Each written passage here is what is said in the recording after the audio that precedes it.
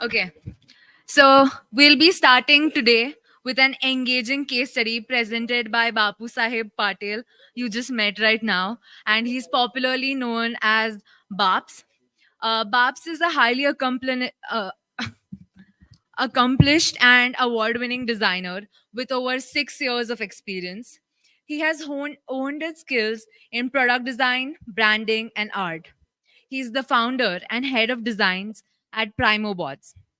His passion for design extends beyond his professional work, as he is also a published author and has created a Figma video course for Google for Education partner.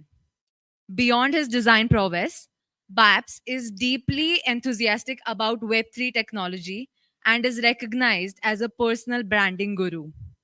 Prior to his design journey, he has gained extensive work experience as a software engineer, contributing his talents to various firms worldwide.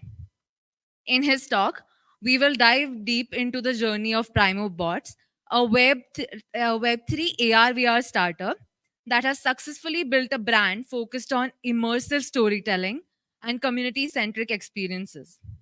We will explore how Primobots overcame the challenges of the crowded Web3 space and created a unique offering. With that, I hand over to Babs to take us all through this journey of the world of AR.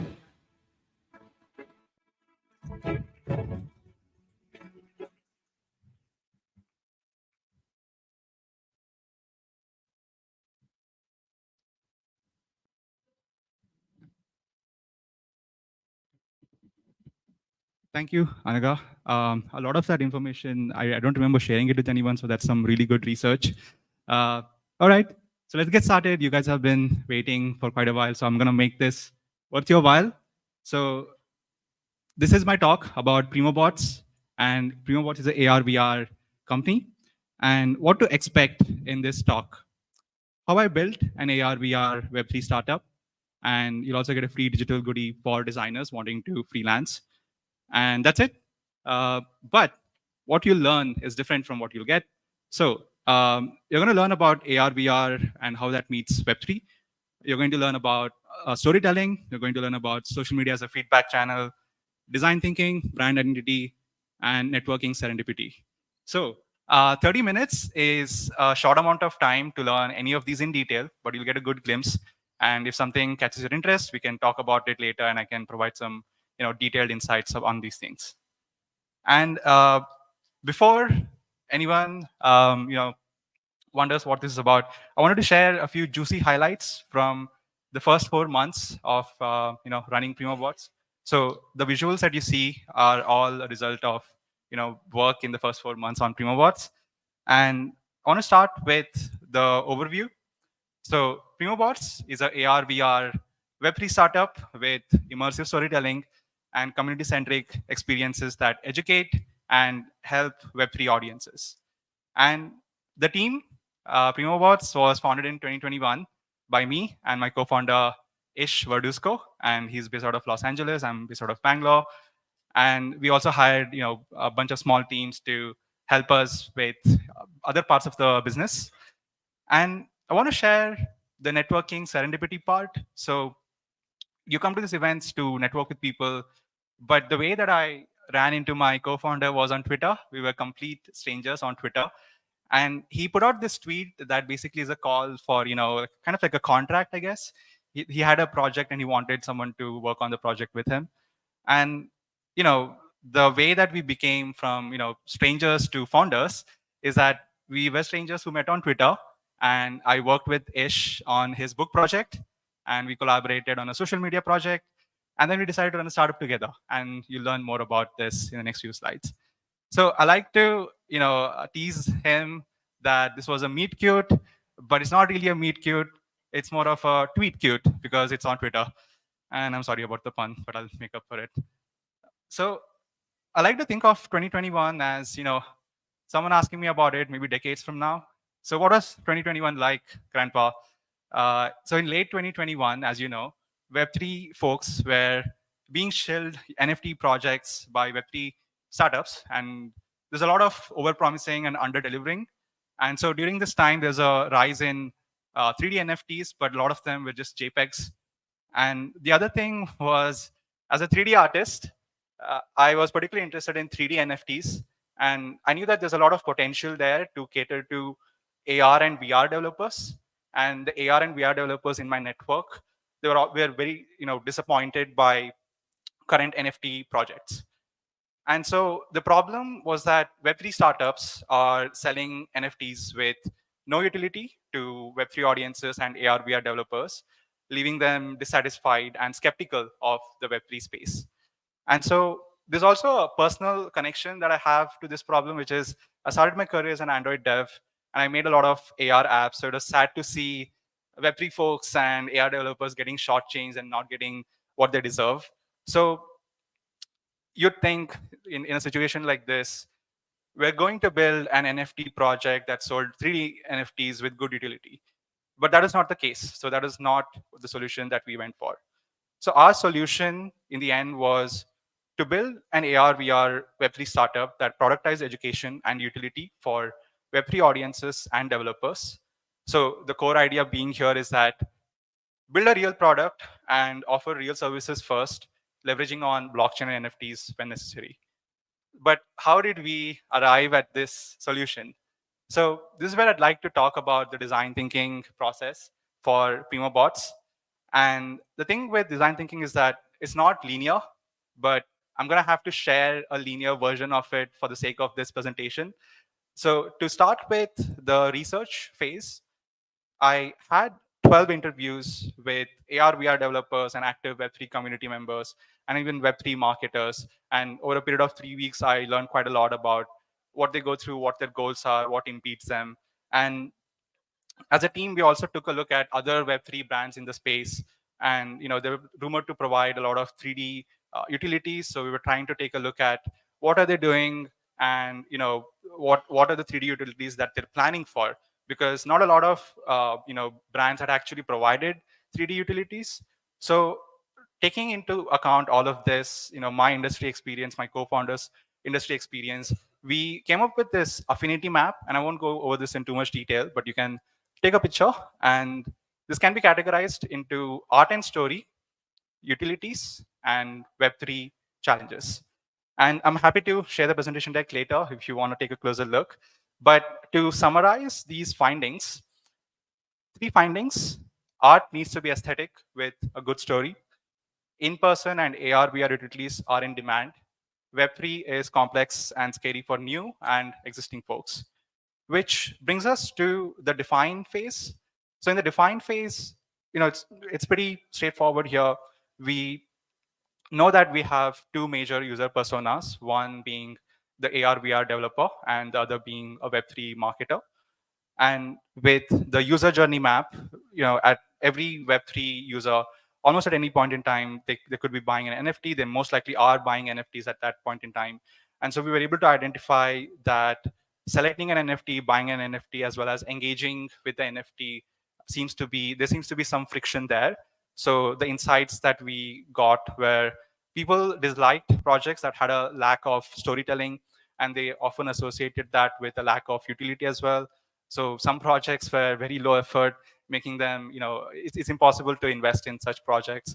And people were often left shortchanged after they bought the NFT. For AR/VR developers, most 3D NFTs in 2021, it is almost unusable. And virtual worlds were popular, but they were pretty empty. And the last insight being that people had a lot of trouble getting around. Thank you. So people had a lot of trouble getting around technical difficulties in Web3. And there are also issues with navigating which project to invest in, a desire that is met with a lack of trust. So that brings us to the ideation phase. So with the ideation phase, you have 3 key areas. You have art and story, AR/VR utilities, and you have networking opportunities. So to get started with the art and story, I wanted to start with the story first and make it centered around pop culture so that it's relatable. So what we landed on was to center the story around a sci-fi futuristic world filled with these incredible AI humanoid robots and with the story writing process. So I decided to take some inspiration from my favorite writer, Christopher Nolan. And the any Christopher Nolan movie has like three essential aspects to it. And I think this is very important when you're trying to tell a story. So you have the potential for non-linear storylines, and there's the every story has three acts, so plan those three acts and then add layers to your story, and add layers to your characters. So that brings us to the AR and VR utilities. So we had a lot of ideas, just a whole bunch of ideas, a lot of platforms that we could explore and provide different kinds of utilities. But we decided to use the four categories method to kind of figure out what we wanted to tackle first, because it's a very small team. And so we decided to go with most rational, most delightful, darling, and long shot as the four categories. And among these four categories, we prioritized most rational and most delightful. And so we decided to work on, for phase one, we decided to work on Neos, Adobe Mixamo, SnapLens, and Adobe Aero. And as for the Web3 networking and trust side of things, we decided to have meetups and workshops and conferences. And this is something that we discussed at length, because this has helped us establish trust with our community. And coming to the prototype part of this project, so with the initial prototypes, it was super rough. I had a few rough sketches of these Primobots. So I just did a lot of sketches on my iPad, shared it with the team, and just trying to get their thoughts. And and you can see that there's a lot of inspiration from popular pop culture moments, and you have these two different ideas. And once we chose a direction, I made a quick 3D prototype to show it to my co-founder to get him excited about what's possible with 3D. And from there, once we landed on a base design, we also I went ahead and started to make some sketches for traits. So different sketches for the armor piece and the mouthpiece and all of those individual pieces of a Primobot. And once all of that's done, we have all the traits. That ended up with us having 5,555 Primobots, and all which have a unique design. There are some that share some traits, but no two Primobots are the same. So I'd like to share a few numbers here. First, there are 5,555 Primobots. Second, there are 60 helmets, 42 mandibles. So mandible is the mouthpiece, 100 skulls, 60 pieces of body armors, and 10 body colors, 7 robot companions. And you might think, why is this giving you only 5,555 Primobots? It should give you more than that. So, and you're right, it actually results in 1.06 billion possibilities. So using the traits that are mentioned here, you can actually create 1.06 billion Primobots, but we decided to choose 5,555. And so I wanted to share a little bit about the creation process as well. So here is a screenshot of Blender. So this is a UI that I see when I'm designing something for Primobots. And so you'll see the Primobot design and there's individual pieces in Blender that I'm working on. And the way that I took the individual pieces and generated, different combinations of Primobots was using this plugin, which is available on GitHub. It's called Blend My NFTs. And it's a plugin that will allow you to generate different art pieces with different probabilities and rarities and things like that. So to share a little bit more about that, you have 5 tiers of Primobots. So you have the legendary, and you have ultra rare, rare, uncommon, and common. So the legendary is 0.09% of the collection, ultra rare 0.36, rare is 10%, and so on. And so they all have different backgrounds, and you can kind of tell by the design that there's more. This has more customization to it. So I'd like to share a few key examples, and I do want to mention. So this is the first example, the Caped Crusader. Uh, if DC calls, this is not Batman. If someone here is working in DC, this is not Batman. And second example is the God of Mischief. And I checked, Disney cannot trademark a Norse god. They can only trademark their interpretation of it. So Tom, I guess Hiddleston, they can only trademark that look, but they cannot trademark this. Um, and then the third example and the last one is the Primo Rock. Primo Rock inspired by Dwayne Johnson. And so this Primo Bot stars in 40 action movies a year, 10 of which are based out of a jungle. And with the art and story, the full phase one story is on Primo Bots, but here's a sneak peek. And so the story kind of follows the three storytelling principles that I was talking about earlier. And so the reason that we worked so much on the story was because there's a potential for, we wanted to create a potential for a TV show, a movie, or a video game. So this project doesn't really solve like world hunger or something like that, but it is something that plays into the world of entertainment and education. And so with the website, I had a low fidelity version, and I wanted to make sure that before we get this out in the public, we're getting user feedback via Maze with AR VR developers as well as Web3 audiences. And once we have the low fidelity, I started to work on the brand identity. So with the brand identity, it was very important to create a scalable logo. And so a logo that works great in dark mode as well as light mode. And you have these four different logo configurations. And as you can see, the logo, the main icon is based on the base design of a PrimoBot helmet. I thought it would be something that people could easily associate with a PrimoBot. And this is the simple logo construction. So you have the primary version, which is this horizontal logo configuration, and you have a vertical configuration, which is, and this all spaced out using a formula. And we also wanted to figure out our brand strategy, which is something that we did way back. And we have a brand mission, we have a very clear brand voice and tone, we have brand values. So brand values being, diversity, inclusion, and belonging. Me being Indian, my co-founder being Mexican, and with innovation as well. Zig while everyone zags. Ikigai, that's a Japanese principle, which is to say strive for continuous improvement. And this is our color palette. So we wanted to choose something that's sci-fi, futuristic, something that gives off a lot of energy. So you have these primary colors: space purple, luminous white. And I'm very intentional about how I name my colors. So space purple can be associated with something like Primobots because it's a futuristic world. And then you have luminous white and you have lucent yellow, blaze red to suggest the level of energy that I want these color palettes, I want these colors to give off. So you have alloy gray and twilight black as well. And this is the typography. So with the typography as well, wanted to make sure something that feels like a futuristic robot brand. So you have made Outer Sans bold as the title text, Soda for the body, and then made Outer Sans for buttons and labels again.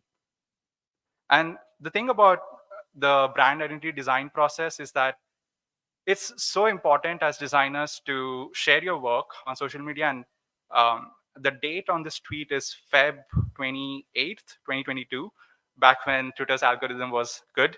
The reach was good for this tweet. So I was able to get a lot of feedback for this particular tweet. And you'll see a lot of good positive feedback, but also feedback where people are DMing me and asking me questions. And it got me thinking and got me changing parts of the brand. But I created a thread here which details every single part of Primobot's brand identity and why I chose the things that I chose. And so with the website being high fidelity, again, got some good user feedback. We can only get to the high fidelity when you have a strong brand identity. So with the brand identity, we were able to work on the high fidelity version of the website. And coming to AR and VR utilities, so this is the first AR VR utility that I'd like to speak about.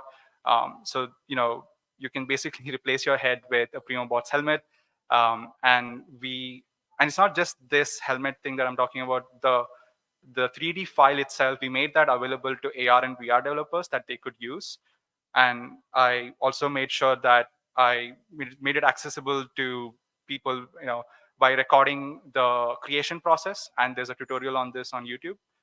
And also the next AR VR utility had to do with the metaverse or your virtual world. So you can take your PrimoBots and bring them into the virtual world. So basically, again, I made a tutorial on how to create your personal avatar in the metaverse. And so you can walk around as a Primo bot. Like, here's a Primo bot on a beach, and you can have these conferences. You can meet people. You can meet people, someone who's living far away in this virtual world as your Primo bot avatar.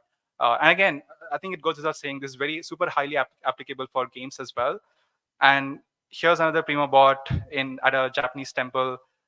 So the thing that I'd like to add here is that this works with a VR headset as well. So you can just put on a VR headset and experience all of this, but the VR headset is optional. So you can just walk around as a Primo bot just on your laptop. And here's a Primo bot exploring an anime city.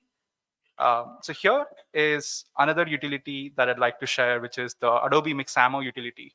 So you can bring your full body avatar into Adobe Mixamo and you can animate it.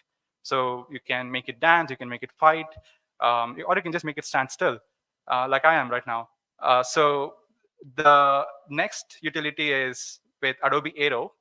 Adobe Aero lets you take AR photography. So you can bring your Primo bots into into the real world basically and take photos with it.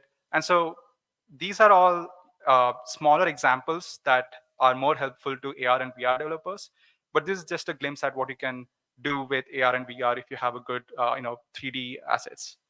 And when it comes to the networking side of things, and this is super important to us, you'll see a lot of happy faces here because we had a lot of conferences and meetups, and you'll see people, at these events. And we had events in Los Angeles, Colombia, and it was a lot of fun to host these events. And the purpose of these events was to, educate people about how to use blockchain technology, some good security practices, and basically also teach them about how to get onboarded onto Web3. And the last phase, and again, as I said, this is not a linear process. I'd like to talk about the test phase. So feedback was not a linear process. And I took feedback from users, audiences, and team members at every step necessary. Social media obviously helped a lot with getting feedback. And the feedback in general was quite positive. And I think there were some tweets that really, as I said, got me thinking about the direction of the company and what we should do. A lot of the tweets on Twitter helped us decide what we should tackle next in terms of like popularity of the tools and things like that. And some of the key highlights from the business impact, we had a lot of exciting blockchain gaming partnerships as a result of PrimoBots.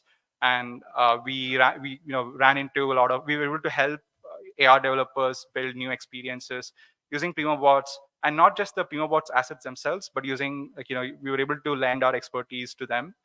And also brand promotion at events, we were able to work with a lot of brands in this space, kind of reach more people, build more trust, and things like that. And there were a few, metrics that I measured just sort of curiosity. And 43% of first-time event attendees, they got a Primo Watch either during or after the event. And when we launched our full-body avatars, we had a 325% increase in our customer base. Like, just more people using it, just because full-body avatars are quite popular. And we had more than 20 collaboration opportunities with other Web3 startups in gaming and tech. So that was a lot of fun. And just to conclude this, I'm pretty much done with my presentation here. But I'd like to give a shout out to one of my designers. His name is Midjourney. He couldn't be here. And that's about it. So thank you. This is your coupon code for, you can go to my website and you'll find the book.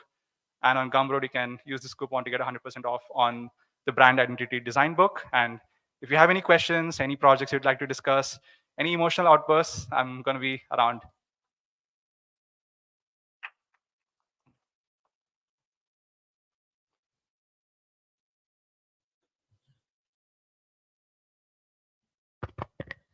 Thank you so much, Babu Sahib. That was amazing. But we would like to extend our gratitude to you from UX India 2023. And I would like to call Surya, our volunteer, to present you with this memento. On this side,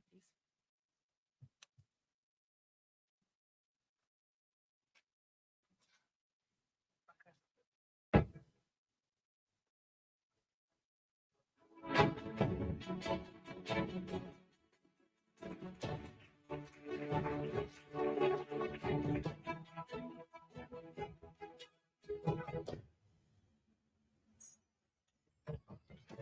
Thank you so much.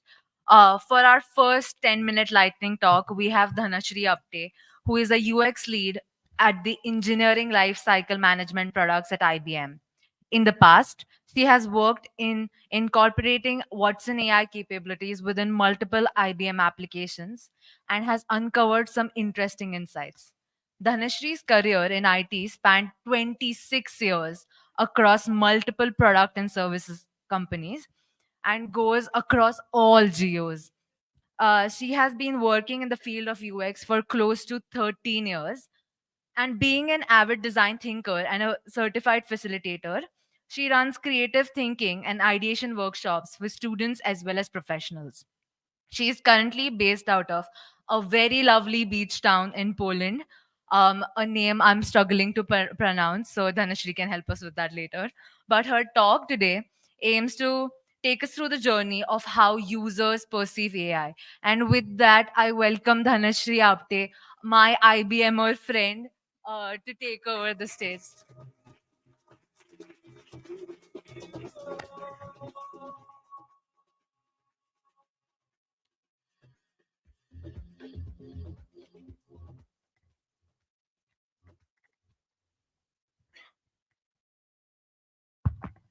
Sorry, I'm late. Yeah, this is something you hear very often in the online meetings these days. So, I mean, I hope you're all used to that. But yeah, sorry for the glitches that we had. All right, that was smooth.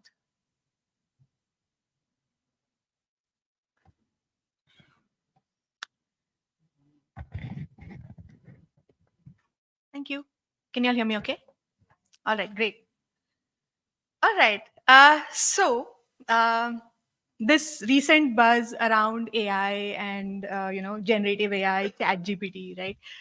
All of this seems like a deja vu to me. They told you all I had a long career, right? And for folks who've been in the field long enough, you all know why. But for those of you all who all are like fairly new, I'm going to kind of take you all back in time a little bit, right? Let's go back to 2016, 2017, right? According to Guardian, that was the year AI came of age. There was a lot of AI going on right at that time. There were like a lot of transcription services, AI based. So basically, AI went from becoming science fiction to more concepts that were applicable to your everyday life. And so we had a lot of like self driving cars were kind of on then. That's when it all started. That's also the time IBM had launched what kind of the Watson in IBM was getting popularity. The Watson's cognitive capabilities. It was all cognitive capabilities and machine learning at that point of time. That's kind of what the AI space was during then.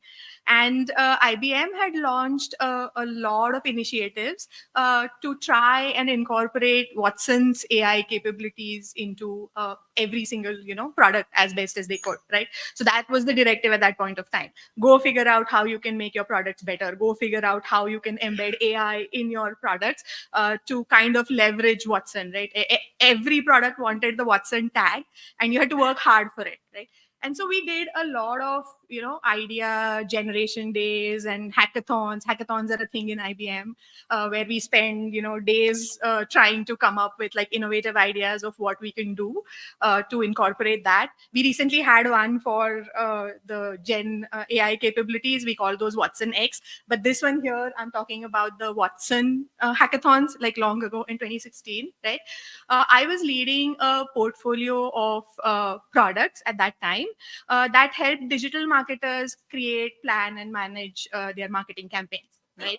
And so as part of our idea generation days and as part of our hackathons, we were tasked with and go figure out how you can implement, how you can incorporate AI in your capabilities. And that's what we did, like 3 or 4 days or 1 week's worth of ideas, and then here's what we had. We could do predictions, we could do insights, we could give recommendations, we could help simplify search for you all, we could leverage natural language capabilities and all of that. And these were like our ideas that the team came up with. And then we decided, okay, let's run this by the users. Let's see what excites them. Let's check with our users what they really want to see, or what would make them feel empowered, right?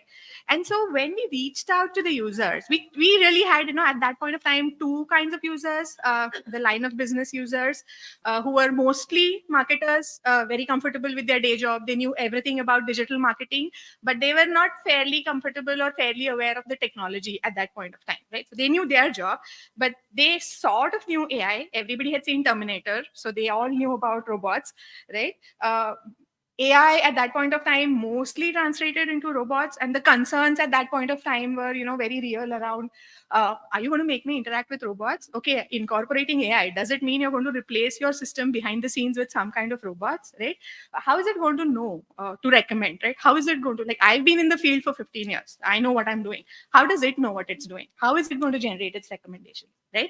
And we had to tell them that, it's going to kind of, it has models behind it, and it's going to work with the models, and it's going to learn as it goes, and it's going to get better with time. And that made them really skeptical. They were like, okay, so are you going to monitor what I do at my job? Are you going to watch what I'm doing?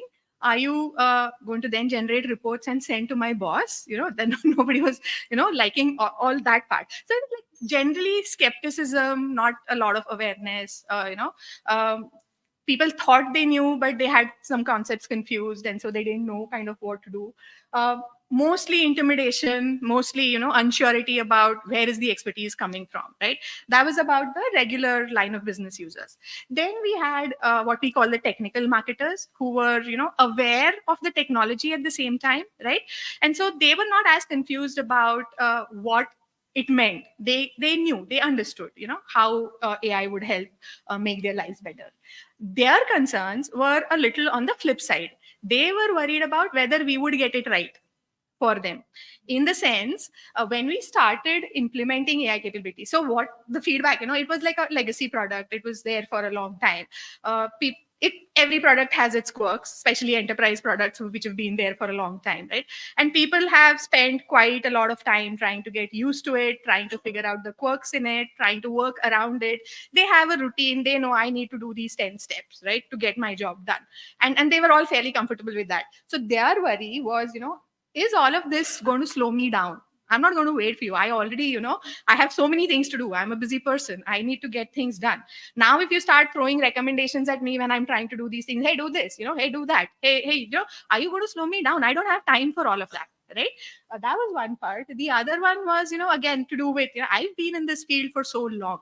So your better recommendations, one, they better be good, right? They better be on the lines of what I would have done anyways, given the situation, right? Because if it's counterintuitive, then I'm going to be confused and I'm going to trust my intuition. I'm not going to go with your recommendations, right? Because I kind of have been in the field, I know what I'm doing, and I'm just going to trust my gut feel, right? The second is, unless you tell me how you're generating those recommendations, back it up with some kind of a reasoning. Tell me how you've arrived at that reasoning, and then it'll help me to trust it better, right? That said, I'm not just going to blindly accept your recommendations. Okay. I want to kind of test it out with a small sample first and see if it really works, see if it gives me the results you're saying it will give, right? And if it doesn't, I just want the ability to turn the whole damn thing off. Just give me a way to do my job like I do it. I don't even want the AI. So give a switch, turn it on, turn it off, clearly mark this is AI, this is regular stuff. So I know that, okay, this thing, I need to test it out. I like it, I keep it. If not, I just turned it off. So that was kind of like the whole, feedback that we had listened to at that point of time. Okay. Back to today. all of this Gen X, this Gen AI, this AI capabilities, and then we are in that space where all product companies are again in this hyper mode of enabling AI for everything, right? Uh, what has changed with the users? Okay, so has it changed a lot? Right, sure. I mean, the awareness is increased, right? There's a lot of information about AI available on the social media now, on basically every single source, right? People have asked chat gpt itself, tell me what you are, right? And it has done that, right? So but yes, there's like not as much fear factor now. People are not intimidated. People have used AI one form or another. People are fairly comfortable talking to chatbots and all of that, right? But there is still this real gap of, who are these people who are really aware, right? People like you and me, people who are in technology, people who are early professionals, right? People who are designers, who are in the product space, who own products, who want to make their products better. So all of this excitement now is in that category of people. There is still this other category that still exists, the older users, the long time users of your products, who are still kind of in between that I'm aware and I'm not aware kind of a space. They know a lot more terms these days because there's enough WhatsApp, enough Facebook, enough chat gpt everywhere, and they've used it. But there is a recent survey that Forbes ran in July of 2023, right? And the numbers were fairly astonishing there. So 77% of the folks are still concerned about misinformation being generated by AI. So that trust factor or the trust issue is still there, right? People are really, really concerned now about their jobs being taken away by these AI capabilities, right? So while they are fairly comfortable using AI as consumers, they are really skeptical about allowing AI in their work life, right? Because they are worried that the moment AI is, uh, they are teaching it to take away their jobs, right? Basically, and they don't want to do that, right? And so job displacement is a real fear, right? Privacy concerns, like I said, people are fairly comfortable with AI tracking things like their social media usage, things like what do they buy, where do they drive, and any kind of recommendations that you might generate or AI might generate around that. All that is good, but are they really open to AI stepping into their work life, trying to monitor their work usage? Not so much, right? Not really, not so much. And so all of these concerns haven't gone away, right? And so when we start off or to look at designing for incorporating AI capabilities, or when we start out, reaching out to our users, trying to figure out what would make their life better, right? We all our user research mostly is centered around, what are your goals, what are you trying to achieve, what are your pain points, how are you using our products, and all of that, right? What I'm trying to say is maybe if you're trying to pitch in AI capabilities, we should also try and do a little hopes and fears exercise with them to try and understand, are they comfortable? If not, why not? Right? What are they afraid of?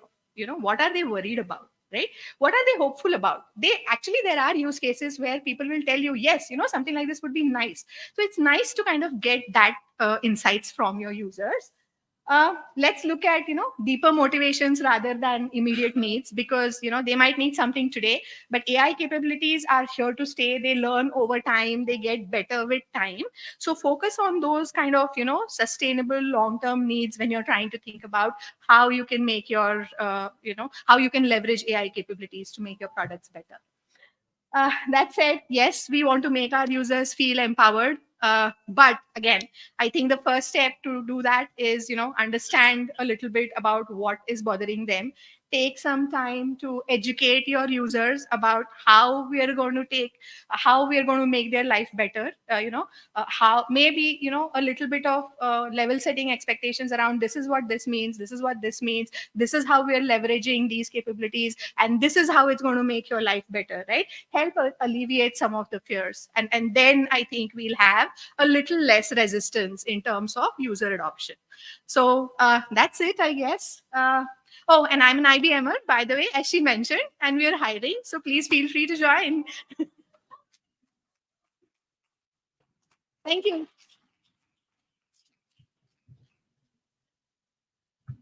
Thank you so much, Dhanashri. Again, as a token of our gratitude, I would like to present you this memento from UX India 2020.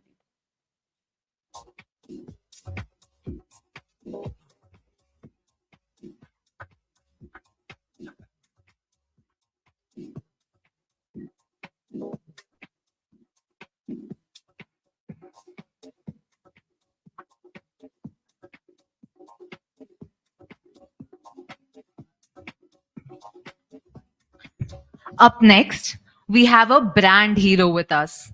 Vinamra Agarwal helps transfer businesses into powerhouses through effective design strategies to ensure accelerated customer acquisition and conversion rates.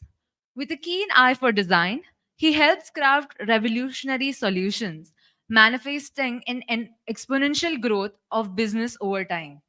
These results are marked not just by flourishing revenues, but also by rapidly expanding user base. He has earned a chair as 40 under 40 and has been a panelist at events all across the world, including a TEDx. He is also an on deck no code fellow who today will take us into the new era of design. Over to you, Mr. Brand Hero.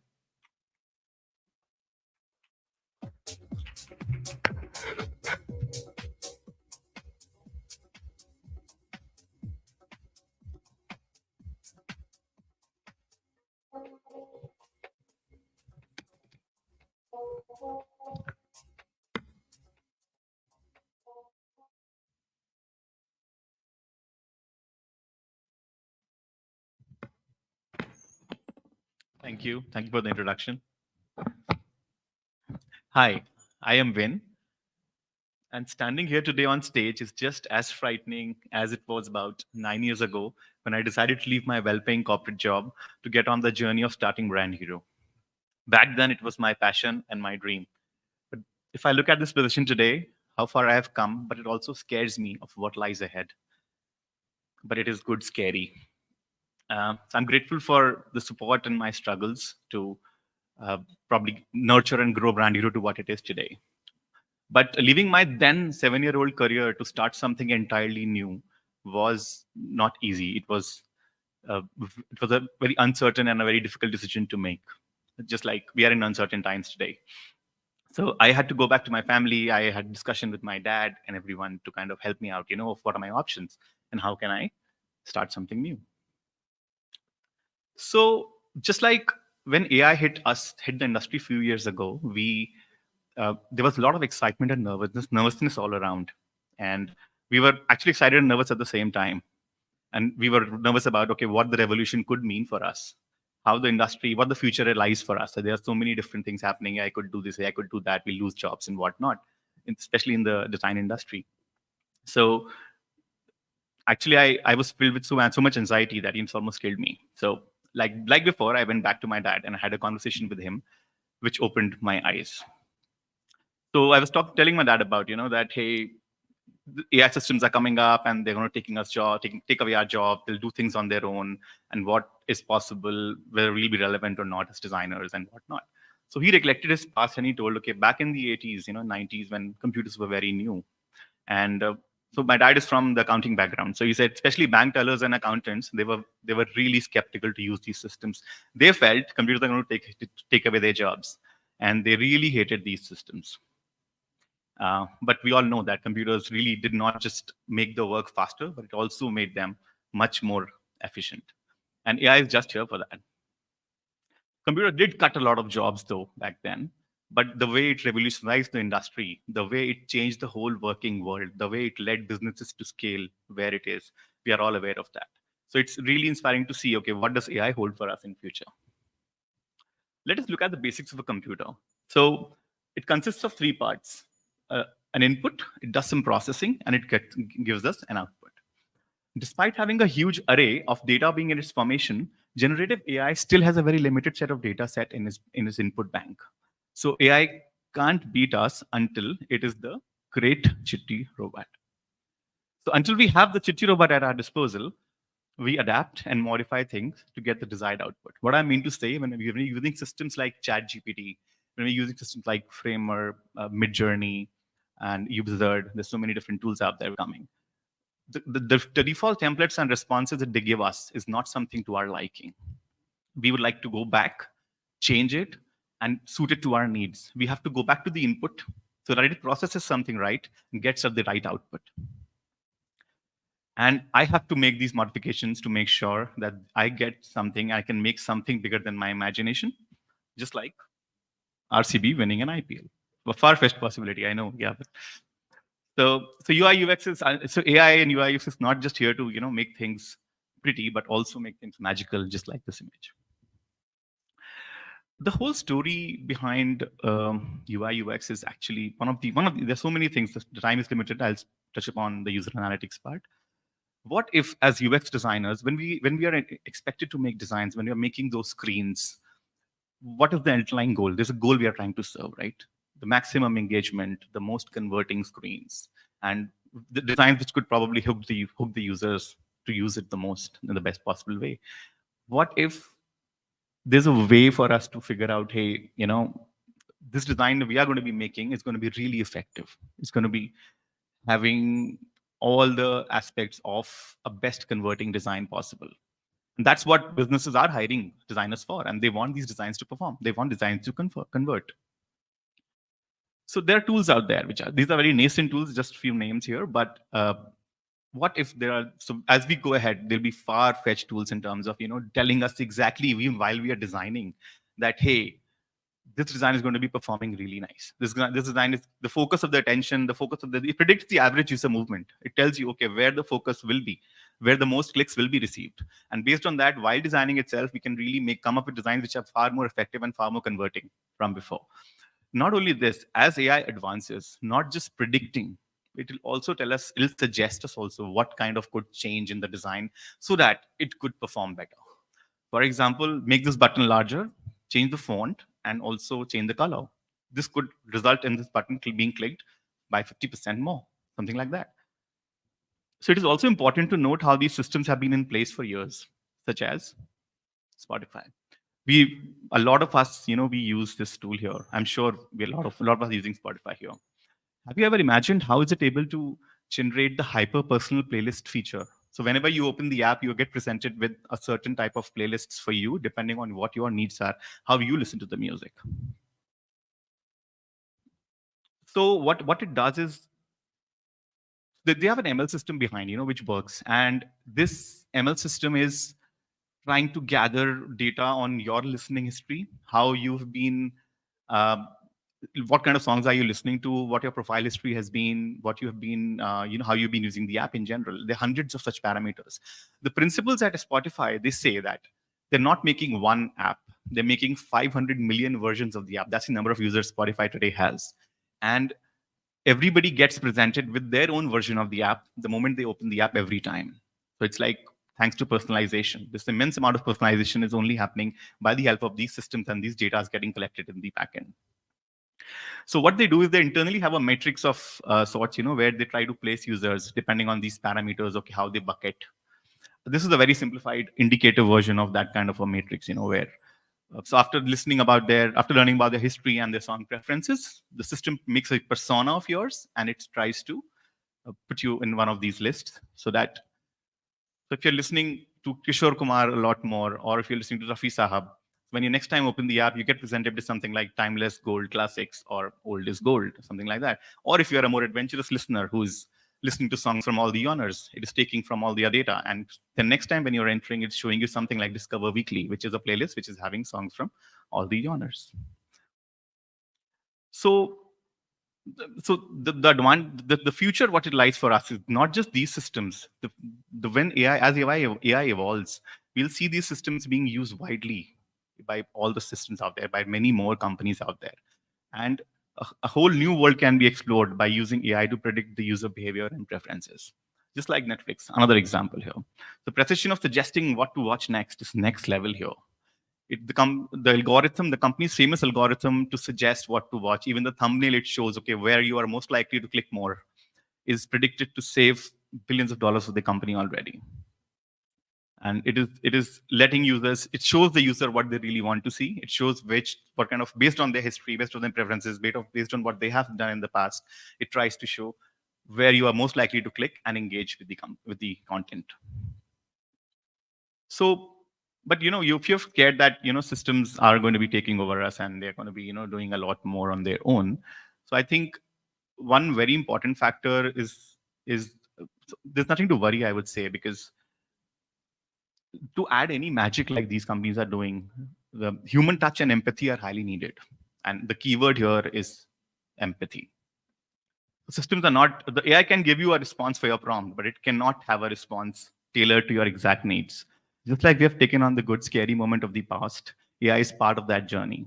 It's like a co-pilot helping you push the boundaries of what we can achieve. As we look at AI's incredible journey and its impact on industries and user experiences, let's pause to value the heart of innovation. AI story isn't just about fancy tech and futuristic design ideas. It proves the human's ability to adapt, be curious, and push ahead. The world keeps changing and reminding us that change often comes with challenges, doubts, and bold steps. Like how we faced the exciting fear when we started something new, we are now at the edge of tomorrow, where AI and our creativity shapes new horizons. If this is the new era of UI UX, then it's definitely a game on. Thank you.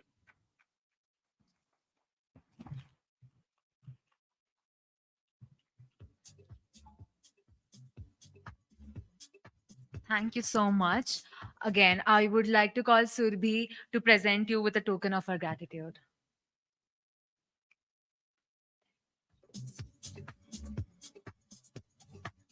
For our audience, we have a coffee break right now. I would request you to be back by 10:30. And for our viewers joining online from the live stream, um, can yeah, please go. Feel free to grab your coffee mugs and tune in again with us, and we'll be back soon. Thank you so much.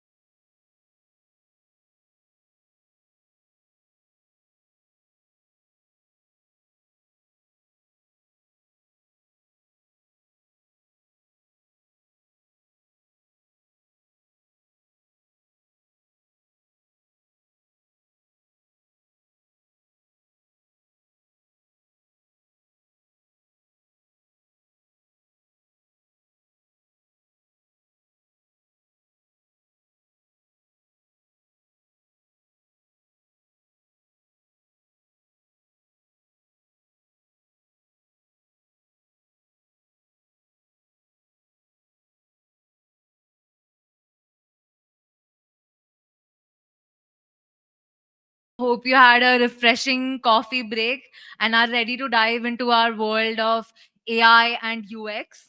So, AI has been on everyone's minds right Hope now. you Had a refreshing coffee break and are ready to dive into. So, I'm gonna put this live on mute so that you can hear me here. But yeah, okay. So, as we know, AI has been on everyone's mind, and some have very high optimism and enthusiasm about it, while some still have some reservations, right?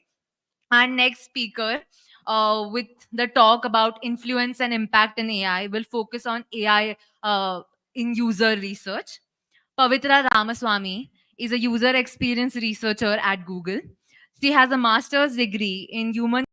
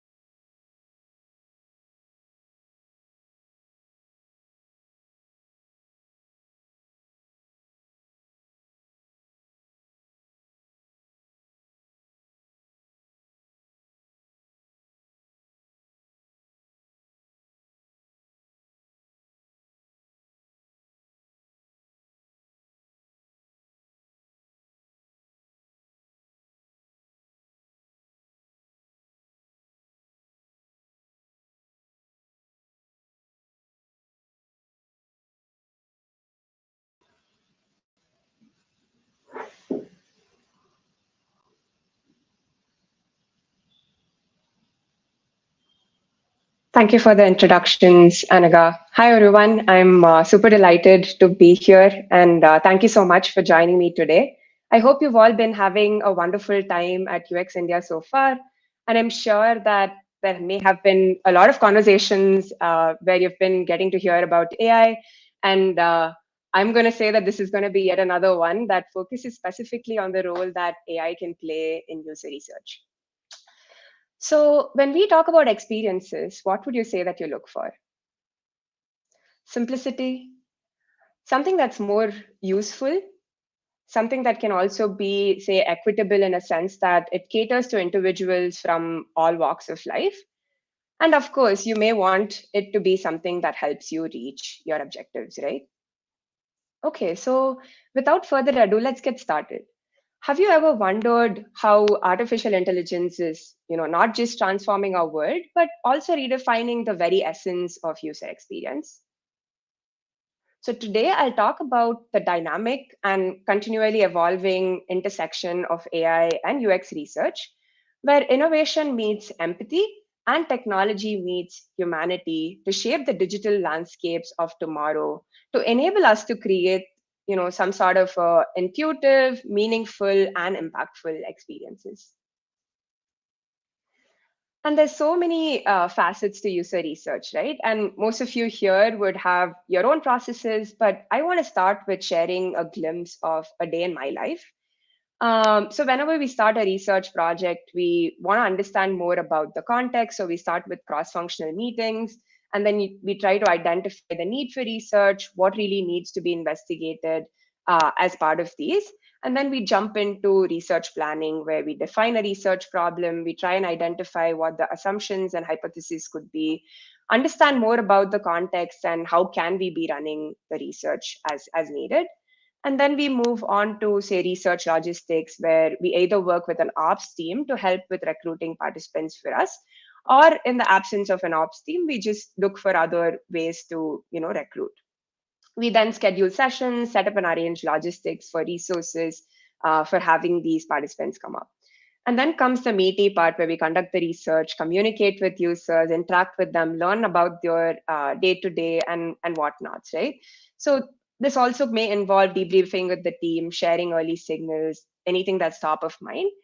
And then we go into another meaty section where we dig more into the data deeply, identify what's existing, anything that's new, that's surfaced, that's resurfaced, and try and connect those insights to products, trying to identify themes, patterns, and opportunities. And finally, we might end up preparing a report or share findings in a different way and assess impact. And it doesn't end here, right? So it goes back and we need to close the loop somewhere. We may investigate things that require follow ups or multiple follow ups as well. So imagine sometimes we are on multiple projects at the same time where we may be in different phases in the development cycle. All of this can get really consuming. Sorry. So one of the struggles that product teams have been facing in situations like this are in terms of obtaining timely, rich, and actionable insights. So sometimes teams are also even forced to move forward amidst uncertainty. They choose to either do some sort of episodic research or ad hoc research to wade through situations like these, or even sometimes they're forced to go on with no research at all. That's where AI enters. And with the ability to handle complex tasks, we've been in the recent times hearing a lot of buzz about AI, right? And AI is pervasive in our day to day activities, and it has also the potential to improve our lives in countless ways and unimaginable ways. We are in the experience era, and AI is already changing the way in which we interact and experience the world around us. For example, we're moving towards, say, more intent based experiences where we're able to gather users' needs and goals of coming onto a particular interface. And through that, we're trying to showcase whatever is relevant for them and which may be effective. We are also transforming towards a more personalization, efficient, and engage first experiences as well. And all of this depends on a variety of factors. This may be catered towards some of the use cases that you're working under, the volume of data that you have, what are your outcomes, what is that you're expecting out of this, and the feasibility to try and achieve what you want with what you have. Let's look at this from the aspect of people, product, and processes, right? So starting with people, looking at AI and UX as a practice, its adoption and acceptance has been maturing over the last few years. It's been rising up from being flavors in a recipe to being a catalyst that drives critical aspects to becoming an essential ingredient in the recipe. And when it comes to decision making, say you want to try out clothes, but you don't want to go into a physical store. There's always ways in which you can try on clothes virtually and understand the fit and how you look with them. So people yearn for things that are more simplistic, that are relatable, and are also easily consumable. One way in which AI has been helping in this manner is to understand their intent and make each experience their own in the way that they want to perceive things. So AI also has been helping with bringing more clarity and in getting deeper to figuring out what's meaningful for us to know. And through analytics, for example, we are also able to see trends on, say, similar content, things that we may like, which are also being influenced by what we're doing. And this can help save a lot of time, right? And then moving on to how AI can influence product, it has been much more easier to introspect into the data. The speed of integration and the quality of output has also improved to be multifold. And in some cases, AI has also helped with, say, jumpstarting problem solving that it makes time to market significantly faster than ever before. And it has also been quicker to, say, deploy and develop new products and services, thereby also accelerating innovation and growth. And talking about the last bit, so how AI influences processes, the use of AI has already improved efficiency, reduced costs, and increased accuracy in various fields. And now, with the help of AI, we are also able to sift through, say, large unstructured data sets quickly and help make informed predictions and judgments through that. And to now get us started with how AI can be helpful in UX research. So UX research or user experience research, as you may know, at its core is all about understanding user behavior, needs, and motivations to improve the usability and functionality of products, right? So although AI is a relatively new tool in UX research, it does have the potential to revolutionize the way that UX research is conducted. There are ways where it can be effectively employed and others where some caution is necessary. And AI can help UX researchers save time, improve the quality of their UX research, and also create better experiences for everyone. It is seen that according to the 2023 State of the User Research report by User Interviews, a fifth of researchers are already currently using AI in their processes, their research planning, and other ways. And an additional about 38% is also planning to incorporate that in the future.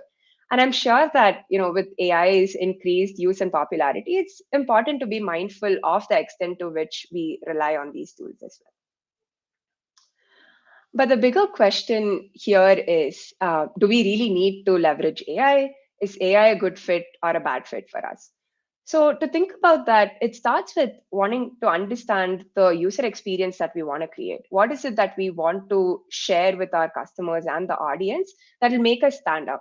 And then set expectations on what our desired outcome would be. There can be so many different things, but to make a distinguishment between what are the primary and the secondary goals that we have is very key here.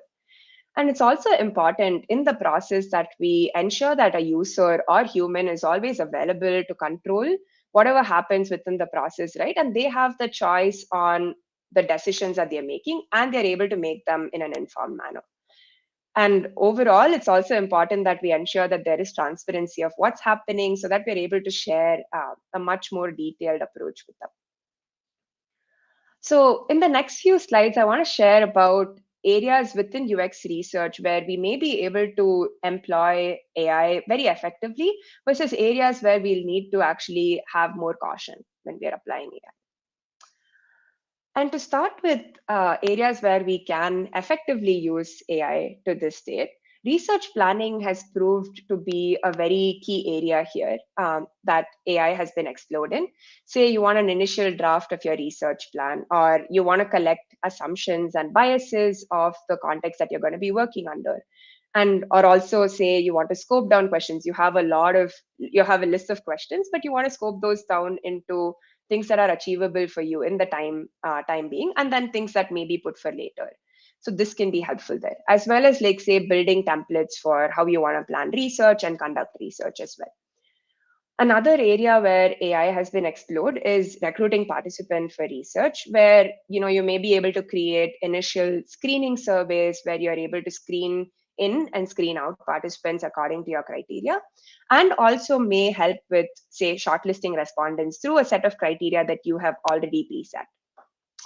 And another meaty part where this has been explored is analyzing insights from research. Say you want to do sentiment analysis in a virtual world and you want to pull out themes, somewhat relating to qualitative coding that you do. This has been explored where there has been enormous potential. And you may also be able to say you don't have a note taker that's available for your sessions, and you're able to actually transcribe notes using AI and even create important highlights that you can share with your team after. And these are areas where we think that AI can be effectively used for today. And on the flip side, I've called this slide not to AI yet because things are ever evolving. And of course, there's bound to be changes here as well. But here are some areas where we may need to continue to use AI with caution and in conjunction with traditional methods. We've seen that human in the loop is necessary to ensure research rigor at the stage where things are currently. So AI cannot, ask on-the-fly questions or move the participant from going on a tangent to come back to the topic. So steering them towards the direction that you want the research to happen, that's not possible with what we have right now. And AI tools right now, if you see, they do help with distilling insights from this study that the data was obtained, but do not capture context or background on what happened previously or what's the big picture that the teams are looking to learn more about. The very essence of AI being, say, non-emotional, almost unbiased vessel means that it'll never truly be able to answer the big questions. And I'd add an yet to that as well. And like any other emerging technology, AI also needs to train for accurate data. And in the nascent stages that it is in right now, AI depends on quality data. And the capability of AI is also limited in a sense that it cannot honestly assess qualitative aspects such as user emotions or preferences. And in its current state, AI can't know what's relevant to the team or the researcher. So helpful insights may be buried in a notion of irrelevant information. So identifying and prioritizing those helpful insights can become really cumbersome and time consuming for anyone that's working with this. So I would say, please don't restrict using AI in these approaches, but please do use it with caution and in conjunction with any traditional methods that you've been already following. So, one thing to think about as I close out here is that whether you want to force fit AI into your workflow, since there may be a perception that the world or your target audience is looking for AI related specs, or say you want to work with AI naturally rather than force fitting, right?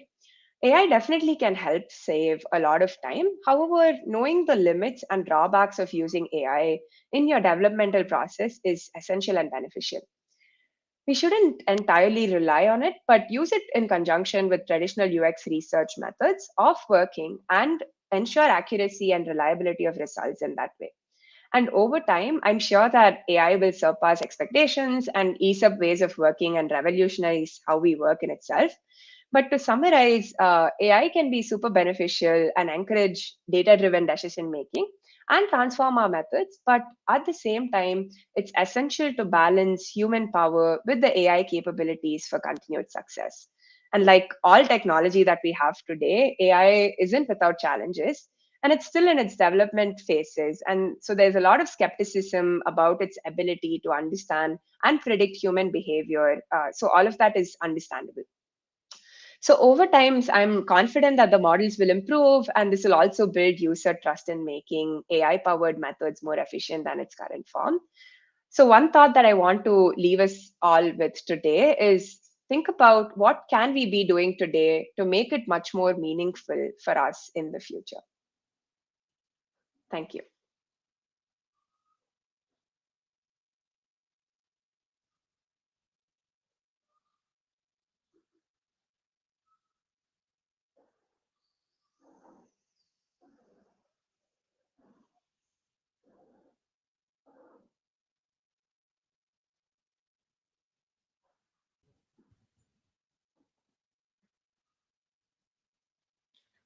Thank you so much, Pavitra. We would have really been excited to see you here, but regardless of the live stream, your talk was absolutely wonderful and super insightful. And I'm sure helped us all answer the question, to AI or not to AI. Up next, we have a TED-like talk that will take us a journey beyond the screen. Shubham Agarwal is a service design expert with an educational background in architecture. Currently, he offers his experience to design it while also serving as a mentor at UMO Design and ADP List. With a keen focus on people oriented design, Shubham actively drives businesses to embrace collaboration across their front end and back end systems. His core mission involves crafting systematic tools and processes that facilitate united and customer centric approaches in design. As a UX designer, we often focus on designing interfaces and experiences that solve the immediate problem of our users. But what if we could do more? Let's explore the far reaching influence that our work can have on our users beyond the digital screens and products. Over to you, Shubham.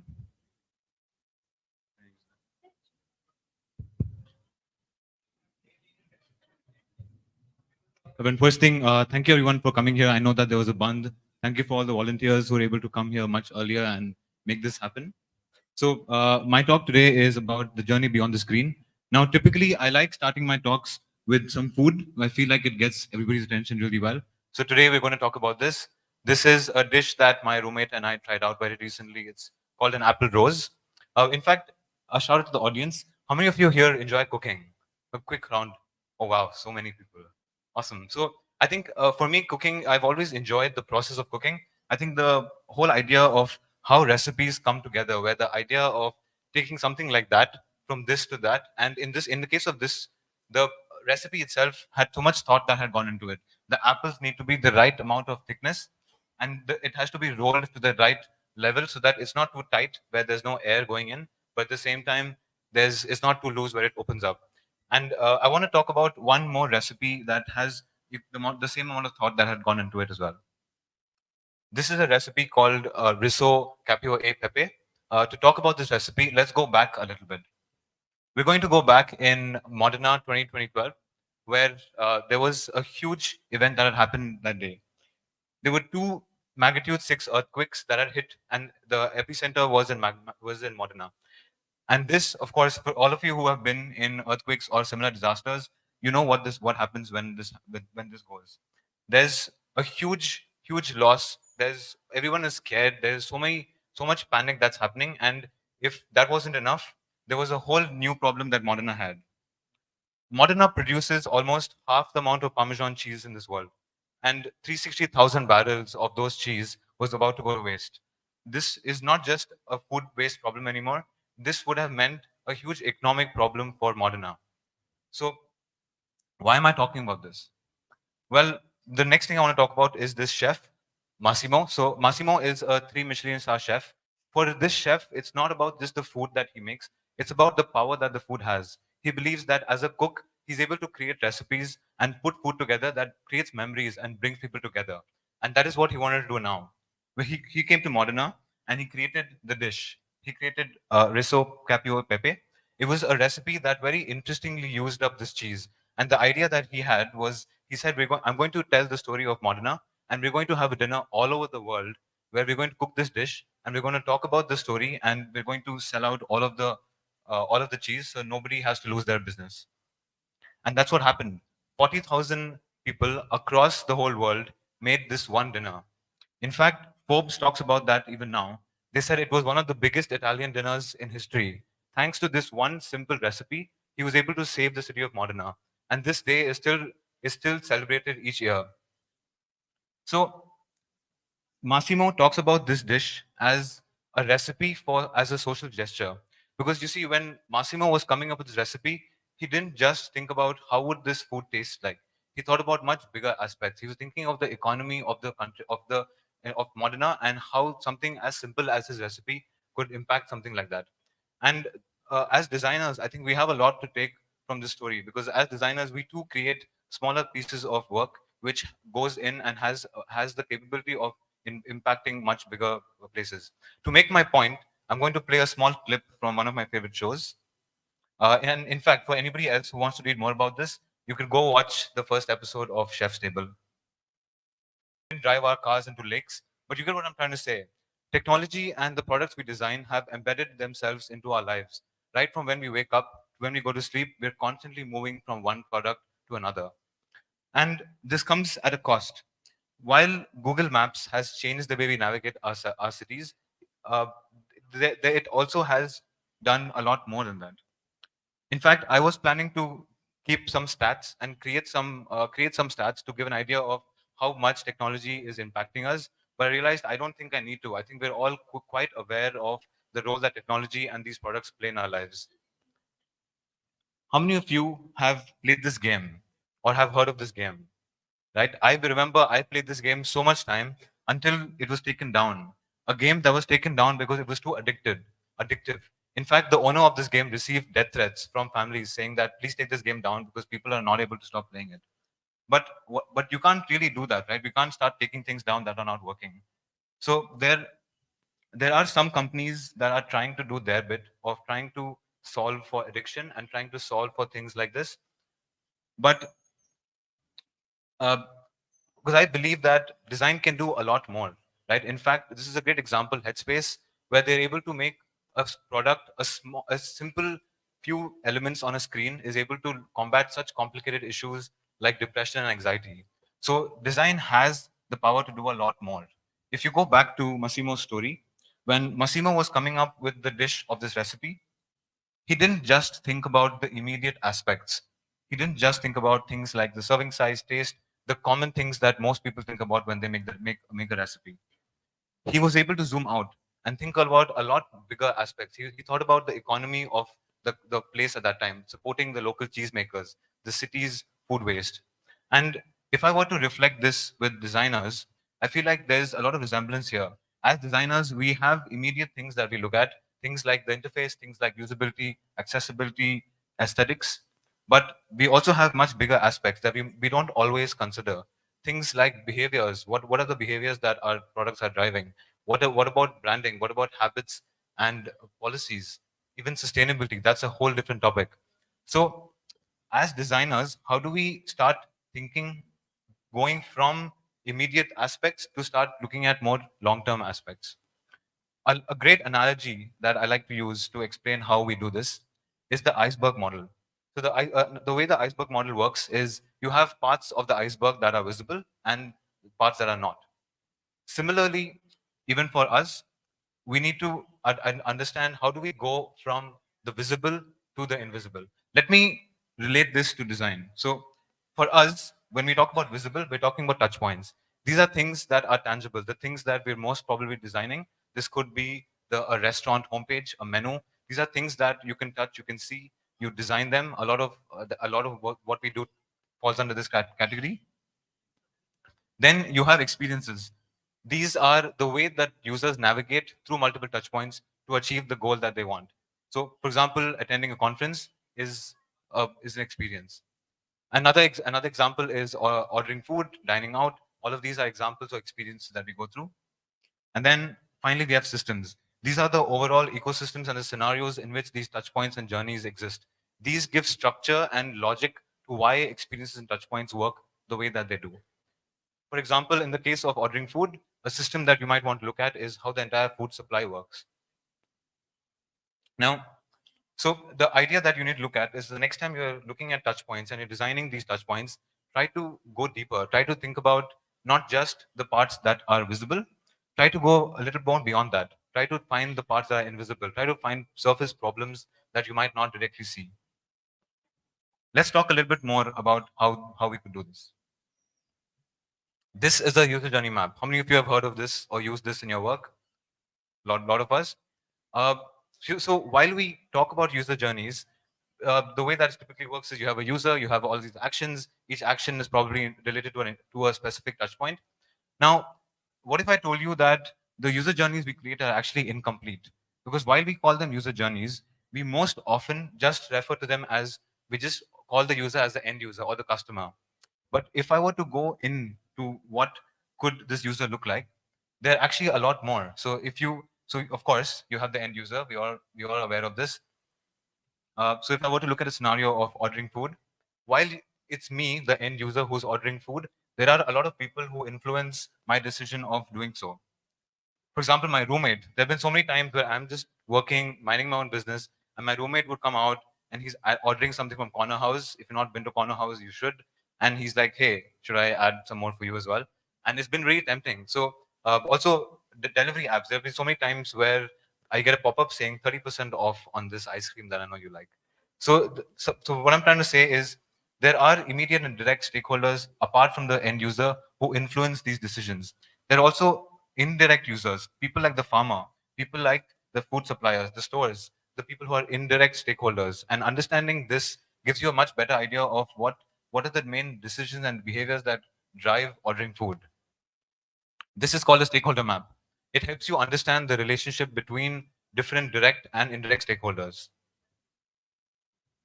So the next time you're going and looking at mapping your user journeys, let's bring all of these people out. And in fact, let's map their journeys as well. Let's map their journeys along with the end user journeys and try to really understand what would this mean for what we're trying to design. Because in doing so, you're able to get a much better grasp of what you're trying to do. Now, let's look at some examples because that always helps bring some more idea on this. The first one is by Click Health. This is a healthcare ecosystem. What I really like about this is they didn't just stop at mapping the different users. They've also gone beyond that and started mapping their touch points.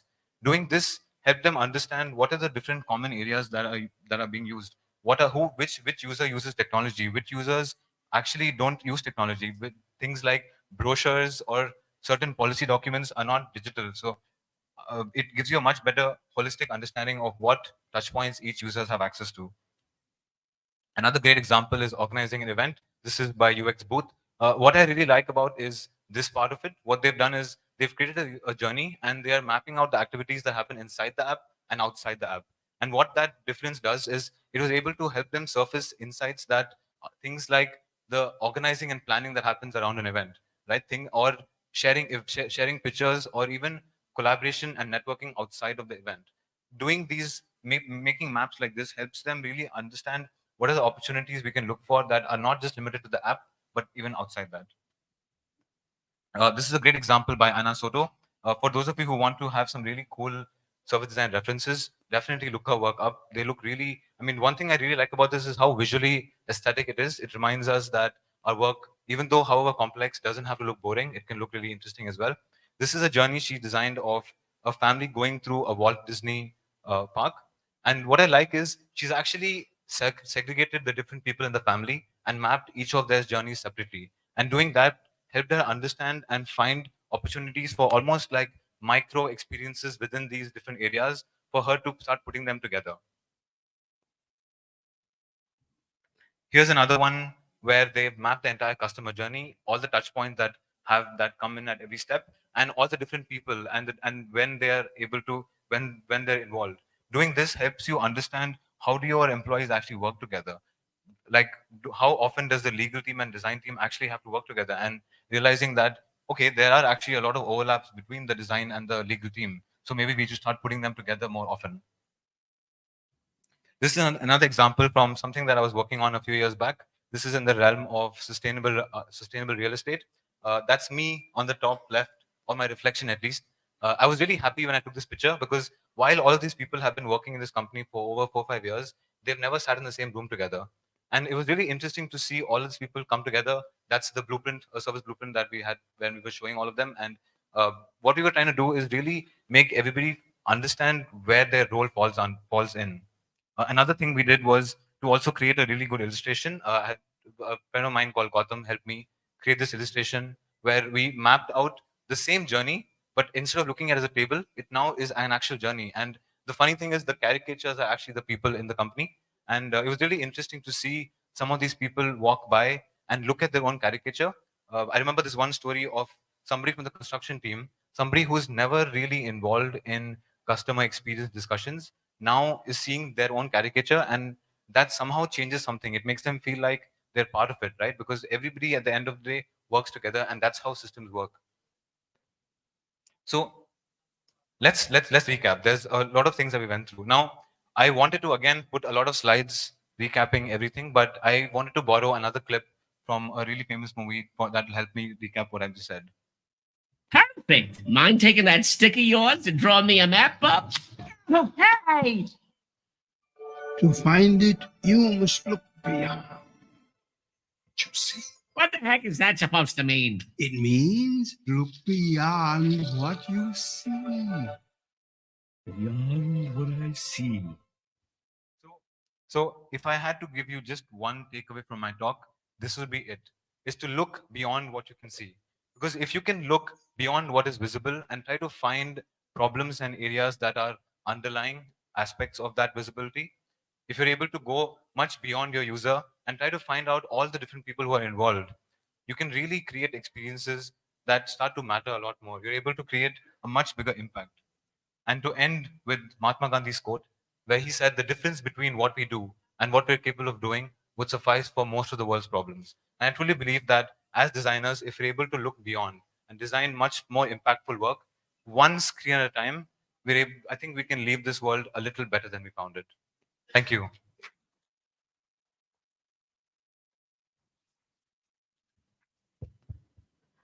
Thank you so much, Shubham. Our Steve Jobs outfit inspiration speaker for this beautiful presentation filled with insights and knowledge. I would request Megha to present you with a token of our appreciation and the UX India team.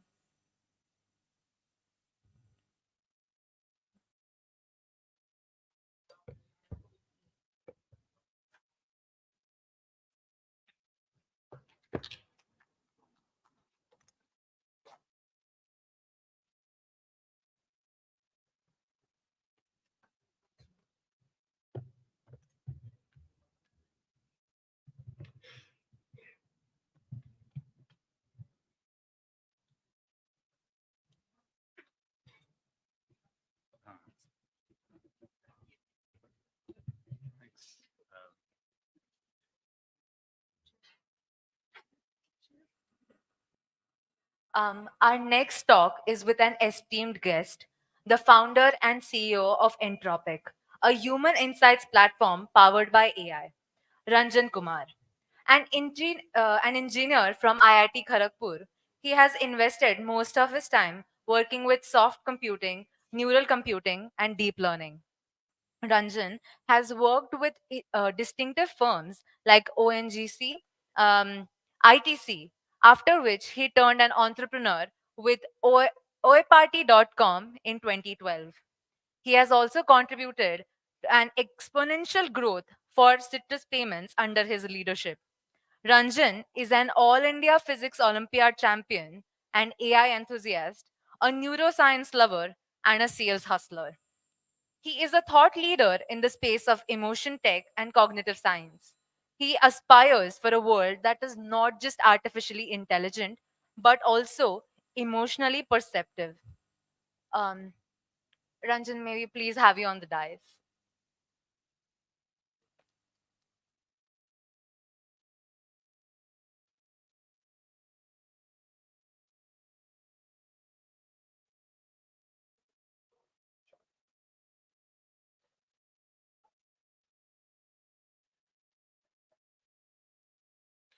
Hi everyone, I'm Ranjan.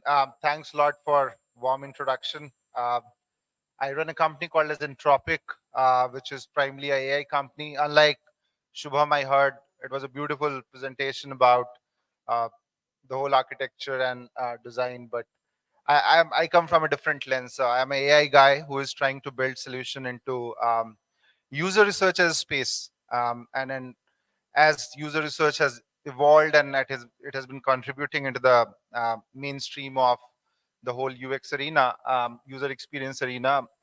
What is the role of AI and how it has come together over a period of time, and what's latest out there, and then how it is disrupting this whole way of understanding consumer. And as I think Shubham said, the role of a user researcher is actually to look beyond what seems very obvious. So I will just take a continuity from there. So coming to how the user research as a process has evolved, right? Historically, it started with back in the days where user research as means is a the core focus of user research is to get the user perspective and bring them at the center of all things that you are doing as part of your design or user experience design or uh, any sort of journey mapping. Early days it was more about anecdotal research, so I will get in people, ask question, take manual notes, understand what they are saying. That was the means to understand consumer. And then came the internet era where you have emails and all that form factors where you can write surveys, you can roll out what you call as quantitative interviews, essentially to get the user feedback.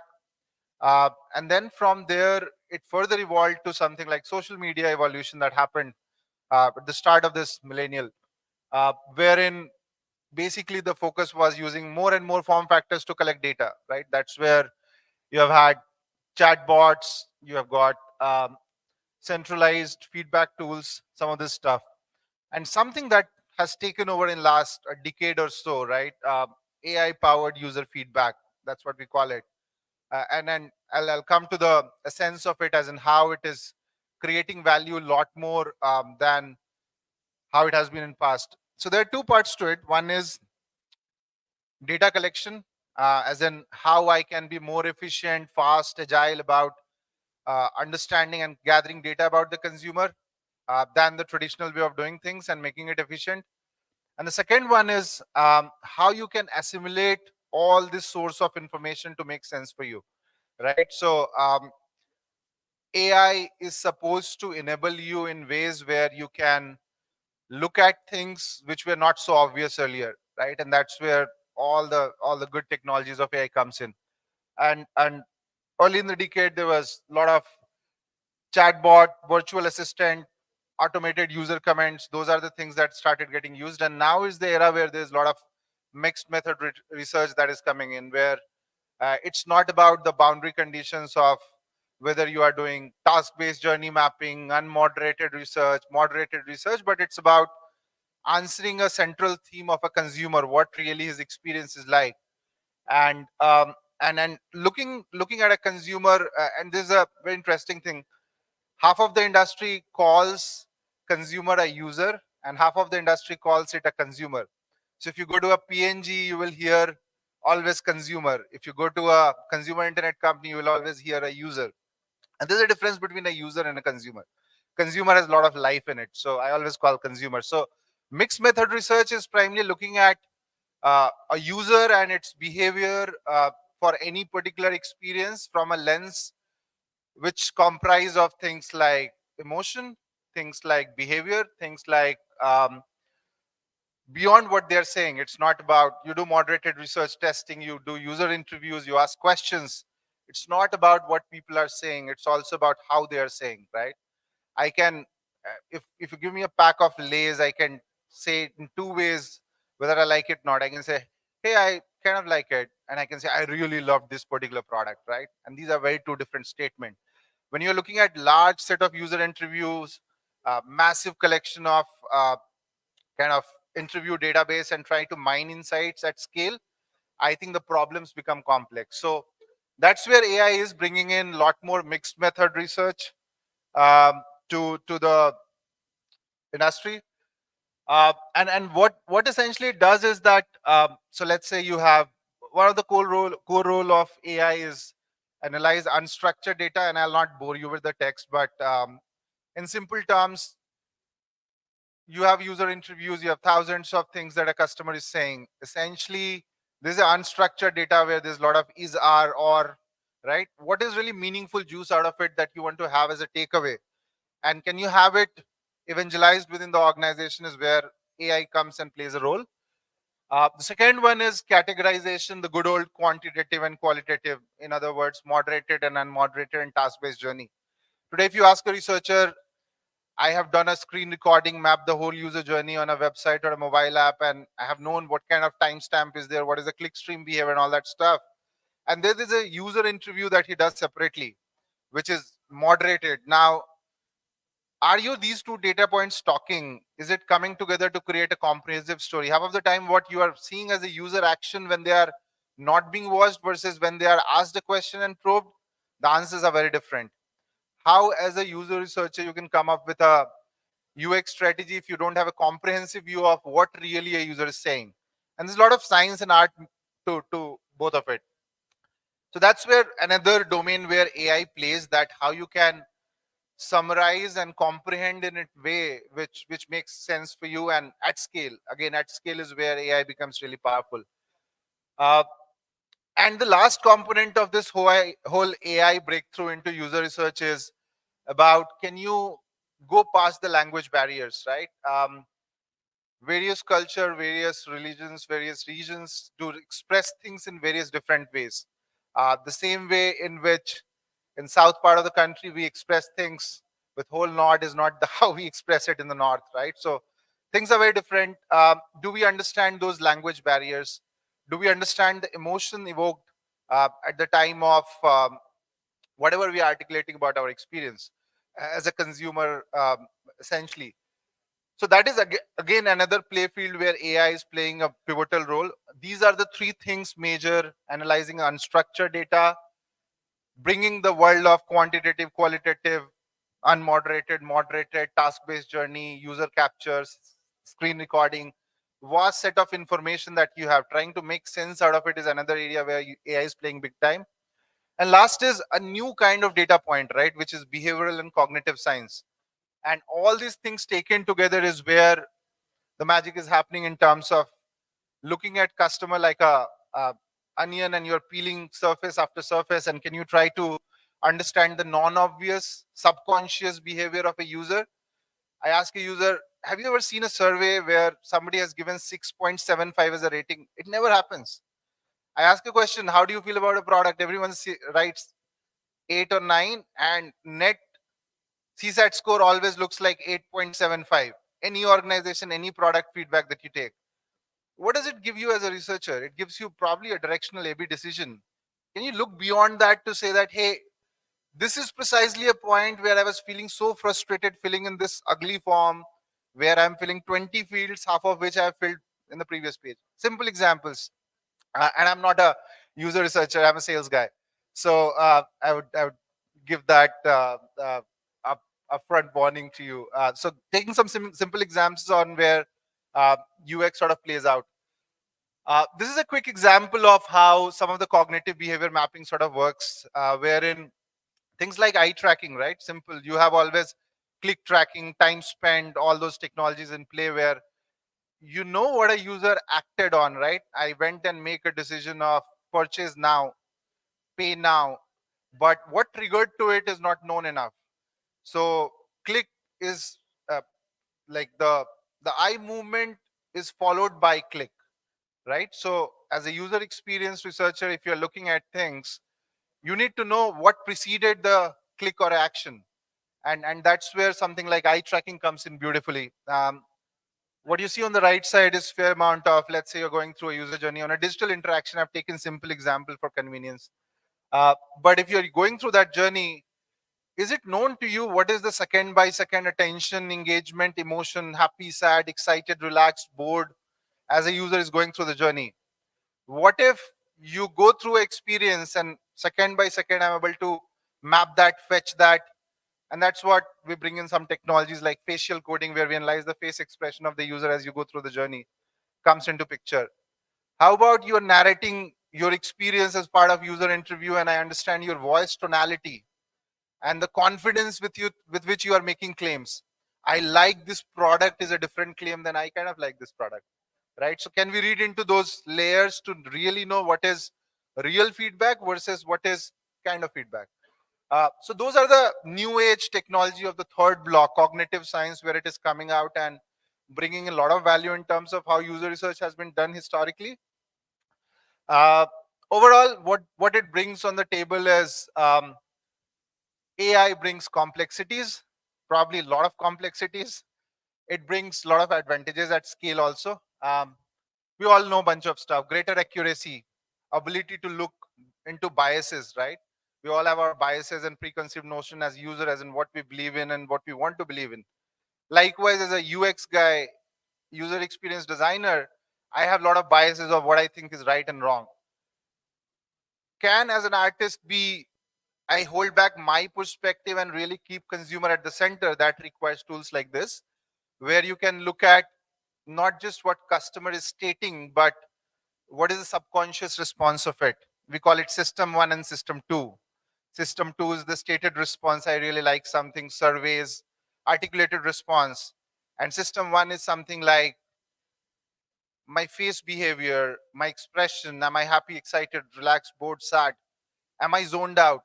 Am I attentive to what I'm seeing as a experience?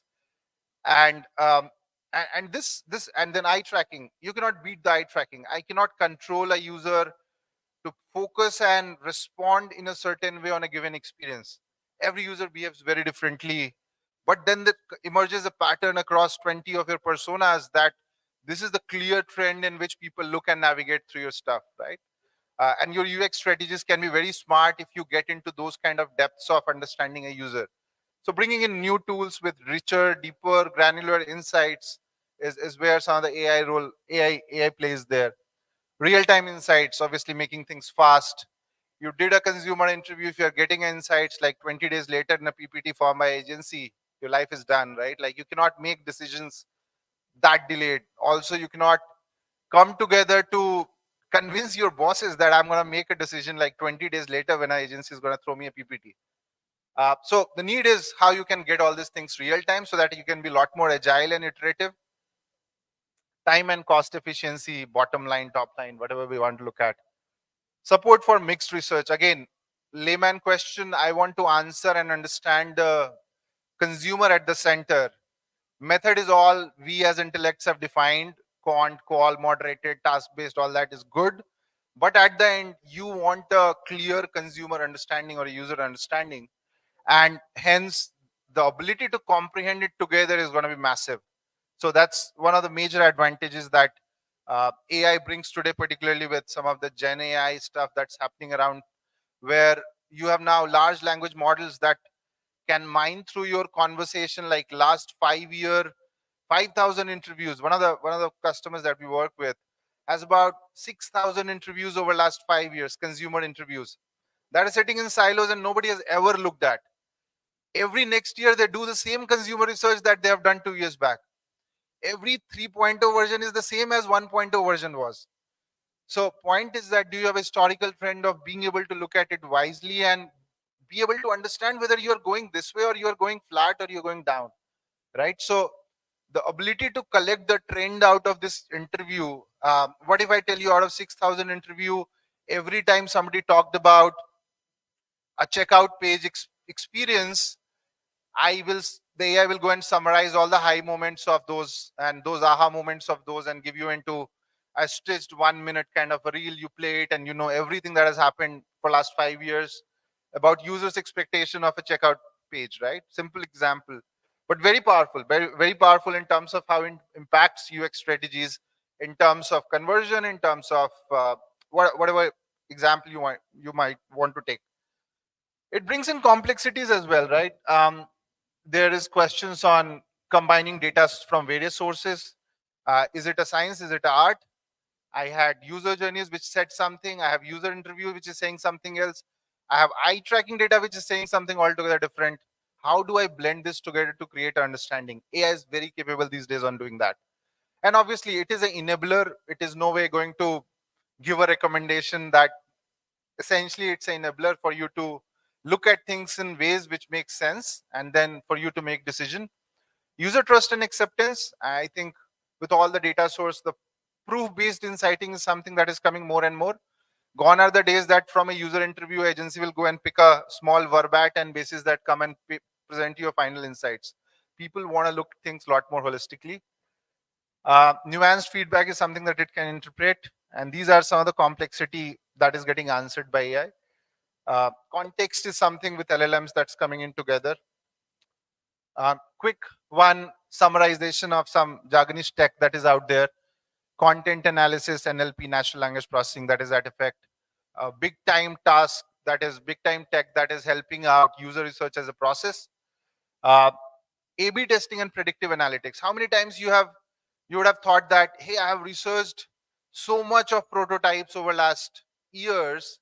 Is there a way, a system that throws me, hey, this is the best possible prototype for your particular context that can be there?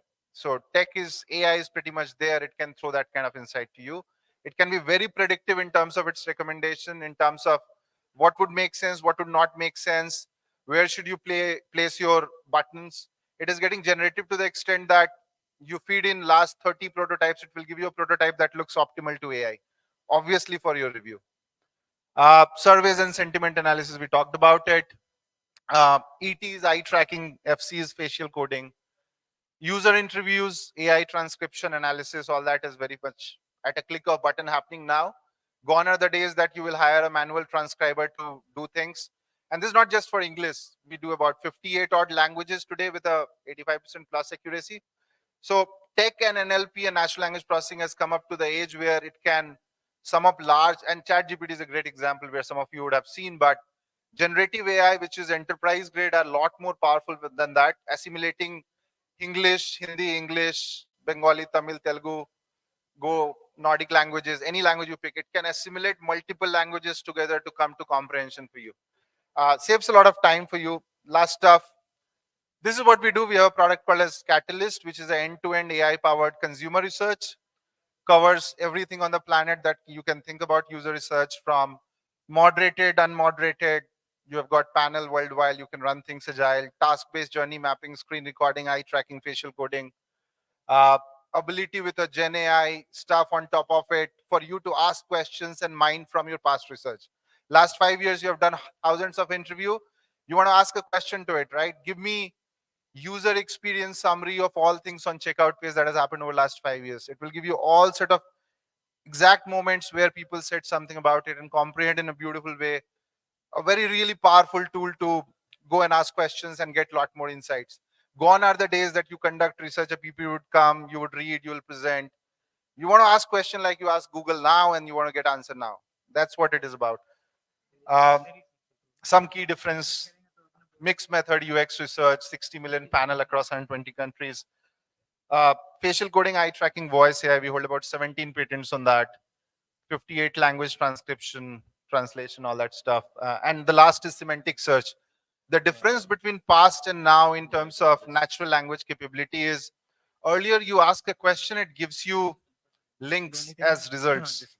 Now you ask a question, it gives you contextual semantic summary like a human is answering. And that's where things, that's the massive breakthrough what large language model or LLM or generative AI has brought to the table in terms of how easy and intuitive it can be for you to summarize a whole user journey, user research as a process. So that's what broadly AI is bringing to the table in the world of user research. And thanks a lot for being a patient audience. Thanks a lot for your time.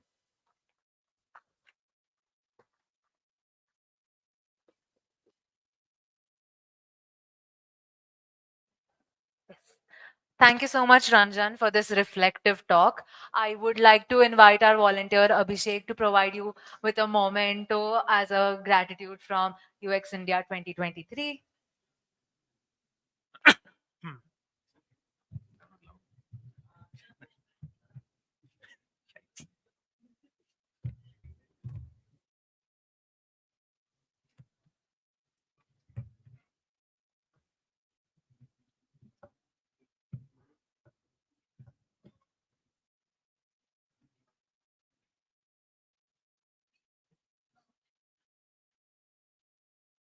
The recent times have forced us all to wonder about the future of design and how AI will change the way we create. I call upon the experienced design lead at Publicis Sapient, Aman Bhutani, to touch upon the different aspects in which AI has been effectively used and continues to be leveraged across mediums. How AI can help designers to come up with new and innovative ideas, act as a source of inspiration, create personalized experiences, and help speed up certain mundane tasks. Over the past 16 years of industry experience, Aman has developed the ability to motivate and inspire others to achieve their best work. He has also worked as a visual effect artist in Hollywood movies and as a senior designer in viral marketing. He is proficient with wide range of digital and design media tools and is always up to date with the latest trends. Aman, we all are eager to hear from you and get motivated about the future of design. Over to you. Thank you.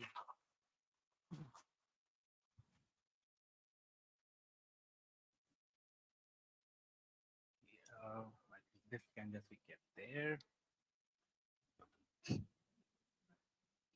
Okay. Clicker will work from here itself. Should I just do this?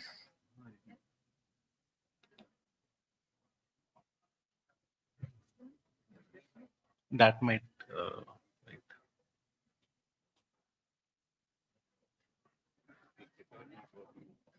Clicker has an issue.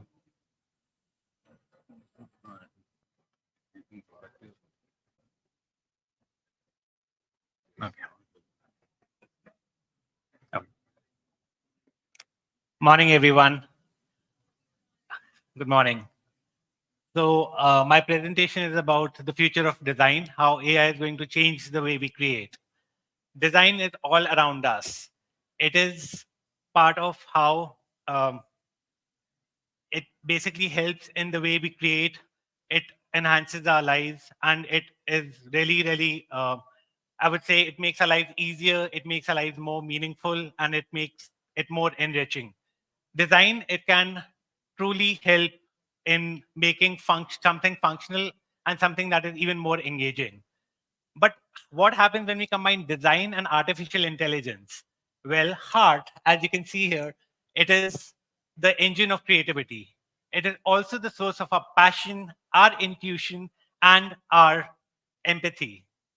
AI is the fuel that can truly take design to the next level. AI and the heart together can create something really magical. Let me take you to a personal story of mine, or rather tell you about it. I wanted to take my family for a vacation to a city in Europe. And I wanted to take them to a place which was very serene, beautiful. It had cobblestone streets, and it was also surrounded by mountains and forts. I, as always, reached out to my travel agent and I asked for a recommendation, but I got nothing. So like everybody else these days, I reached out to ChatGPT and I gave in a prompt there asking for my requirements.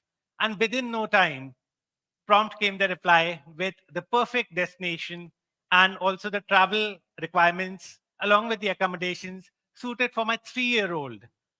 The city in question is Tbilisi in Georgia.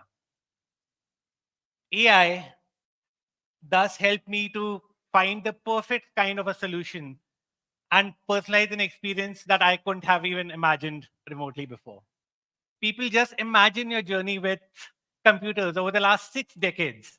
We started off with batch processing, where we basically told computers what to do step by step, just like following a recipe. Then came command-based interaction design, where we specified certain commands to get certain outputs. Now we have entered the era of the third paradigm, that is generative AI, where we tell a computer what to do and it pretty much does it for us. It's like having a magic genie that truly fulfills your wishes without you having to specify every single detail. With generative AI, computers have evolved beyond being command takers to truly understanding your desires. Your wish is their command.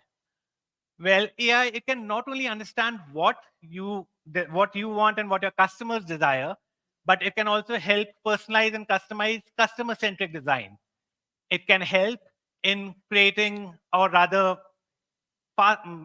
you can say, accelerating the iteration and prototyping when it comes to design.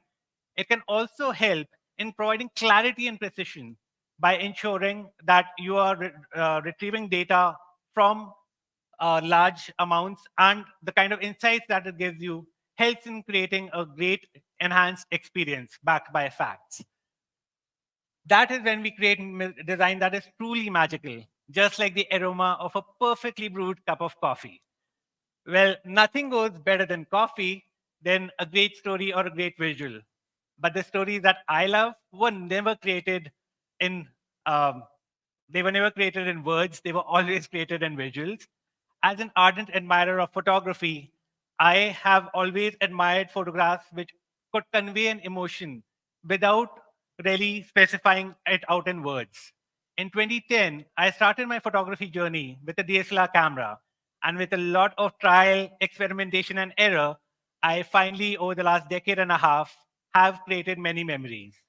With the generative AI, how it has been evolving in technology, I soon realized that leveraging AI tools would truly take my photography to the next potential. And software like Photoshop and Lightroom, they have been around for quite some time. They really help me to create a different vision from my visuals. Certain tools like sky replacement and neural filters, they help me to create photographs which were once unimaginable. Just to give you an example, the sky, it was pretty much dark and cloudy when we set out for Tal Chapar. This is a very popular sanctuary in Rajasthan known for black bucks. But suddenly the clouds disappeared and the sun shone through. The only way that I could have given the dramatic effect to my visuals was if I was able to recreate those clouds in some way. Sky replacement as a filter and a tool really helped me to get the visual that I so desired. Another example would be black and white photography, where it truly captures the soul of a subject. But what if we were to bring that subject to life with color? Neural filters do exactly that. Just by the click of a button, you can simply color your photographs in a very realistic and aesthetically appealing way. So AI has a lot to offer as examples. This is another example where so earlier this year, the embassy area in New Delhi was adorned by a lot of tulips. And I had made this portrait composition. But for a recent magazine submission, they had required a landscape format. Obviously, I hadn't clicked it at that point of time. So generative fill came to my aid, and within a couple of iterations and a few minutes of work, I was able to generate and fill in the missing gaps of the composition. Okay, now here's a question for all of you. I have used generative fill in this visual in some parts to basically fill it up and create it. Any guesses where you think the generative fill would have been used?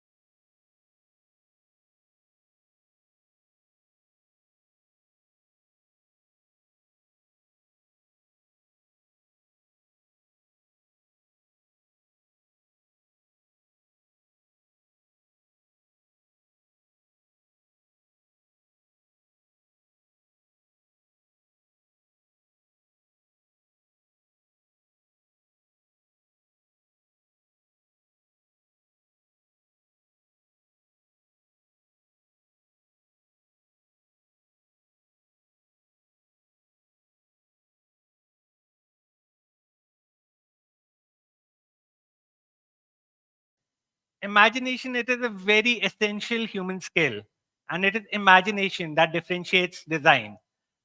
So what with generative AI, imagination can be converted to imagery in just a matter of a few seconds. I have this very interesting statistic.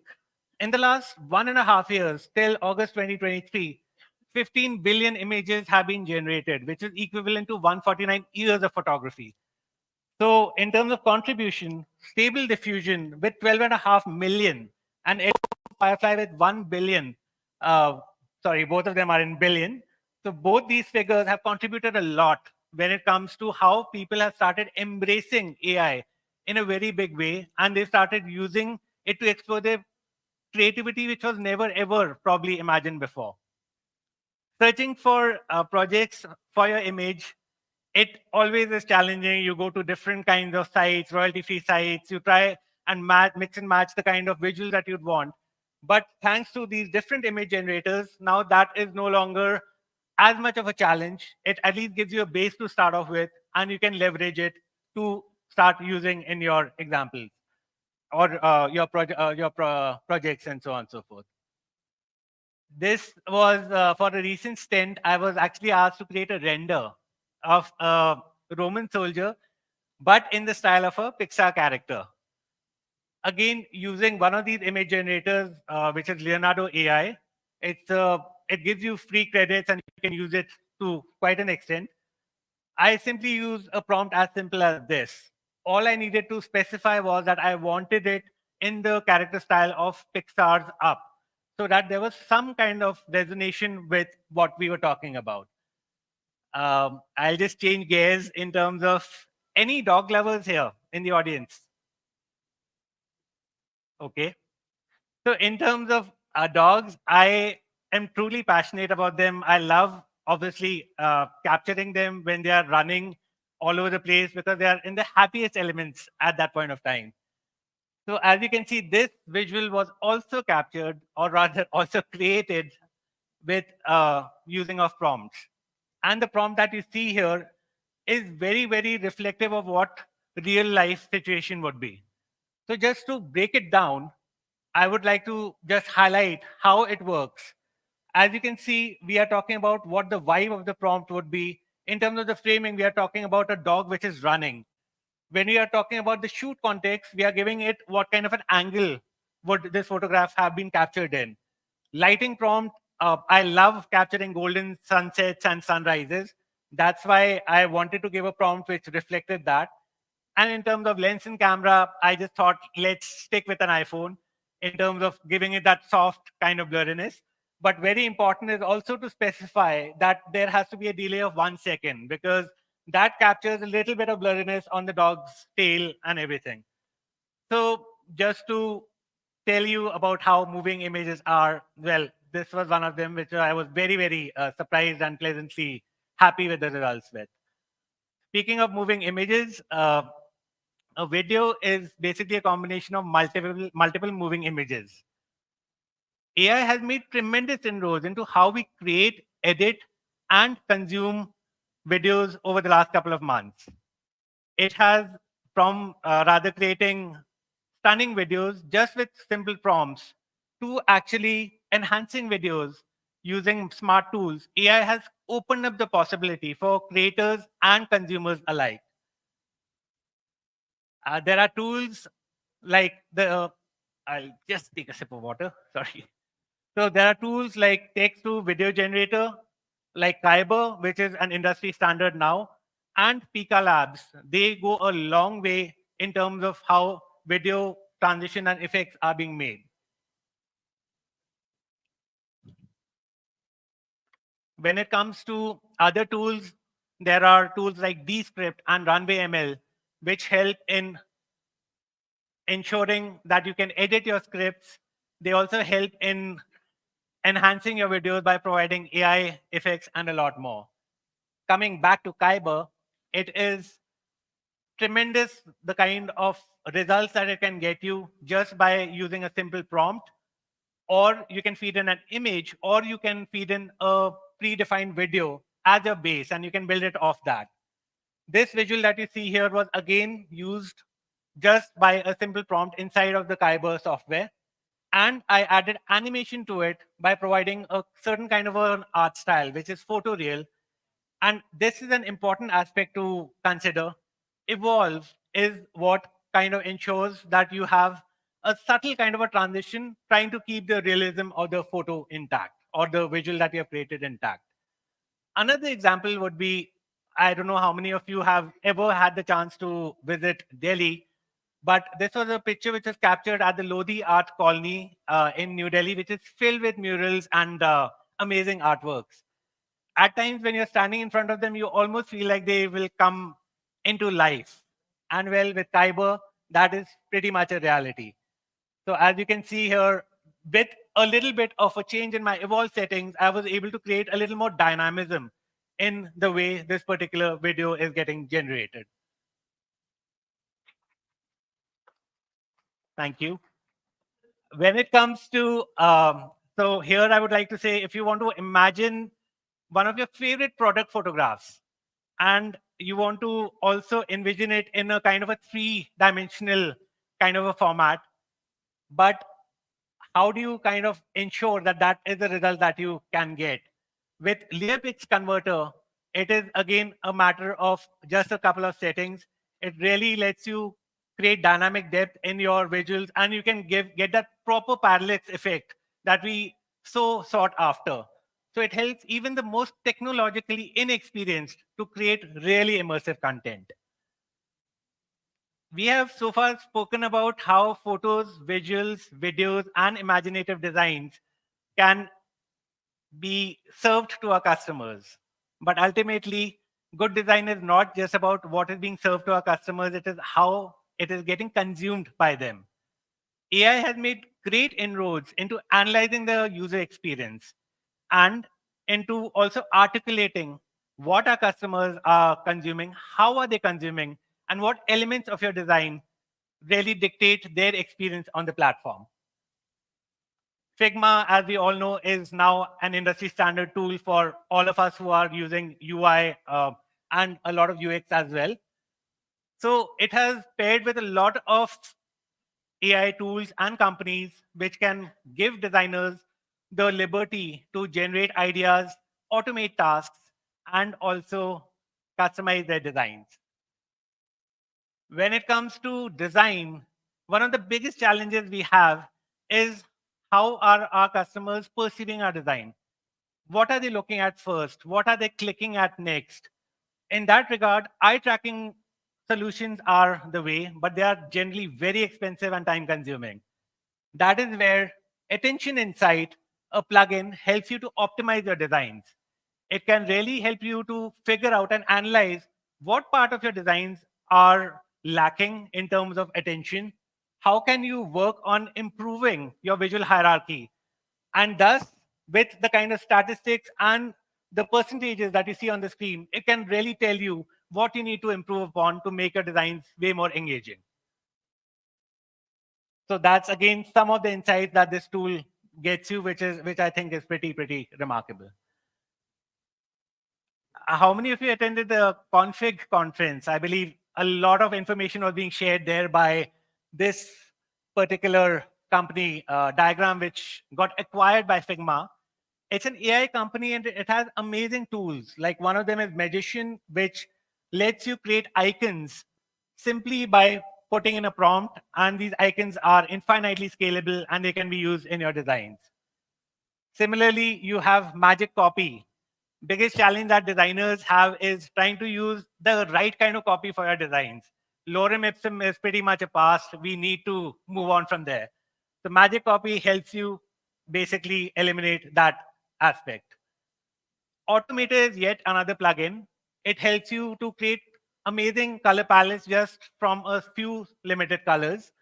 You can also import Airtables, which are basically large databases, directly into your design, helping you to reduce the kind of time and effort that otherwise would have been required.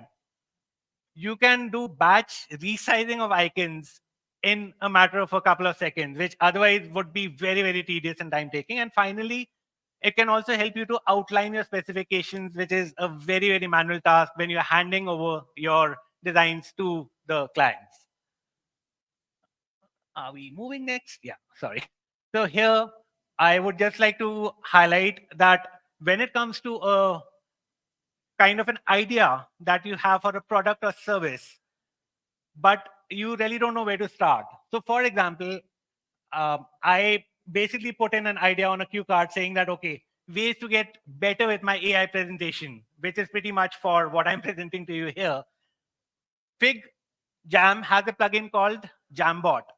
You can pretty much attach something like what you see here, an ideate node. And with that, it can actually create an entire visual mind map for you.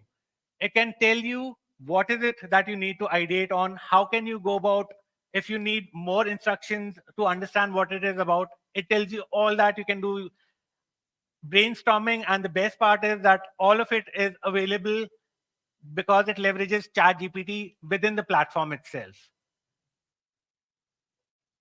When it comes to font pairing, the biggest challenge we have is finding similar contrast, or rather, I would say good contrast between different fonts. So if we talk about font pairing, it can be done in different ways. We can either use sans serif and serif fonts, which is the standard way to go about it. You can also use things like using fonts from the same family, but in different weights. But the problem is that the right way to go about it? FontJoy is one such platform which really helps you by leveraging AI, and it can provide you with good kind of similar and varied contrast to come up with a very good solution for the kind of fonts that you can create for your projects. In terms of color, we have something called as Color Mind, which uses deep learning to analyze colors from different photos, videos, and popular art. You can create great harmonious color schemes using this particular tool. It can also create bootstrap UI designs. You can leverage those on something like a demo page. And as you can see here, you can keep iterating those harmonious color schemes that AI has helped create for you and use it to leverage your design. I would finally want to just say that we have come a long way when it comes to the field of design. We have really made functional and aesthetically appealing designs, which have really made our lives more enjoyable and more fruitful. But as far as I'm concerned, this is still pretty much the journey that has just started for us. AI can truly make lives more effective by making our designs more accessible, irrespective of whatever skills you may have, by increasing the shared design space, which ensures more collaboration and innovation. It can revolutionize the field of design, but we all know that AI gets its superhuman powers from the cognitive capabilities of humans. Sound is not working.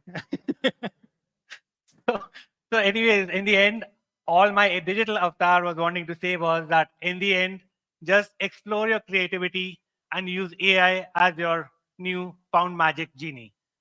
That's a wrap from my side. Thank you all for attending. Have a great day.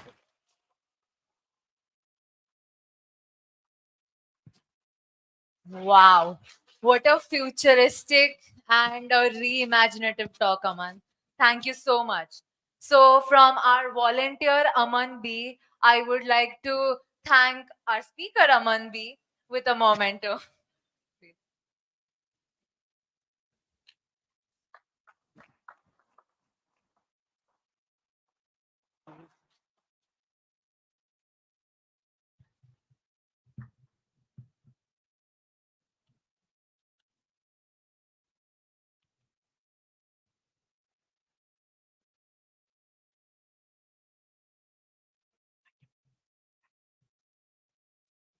Why didn't audio work?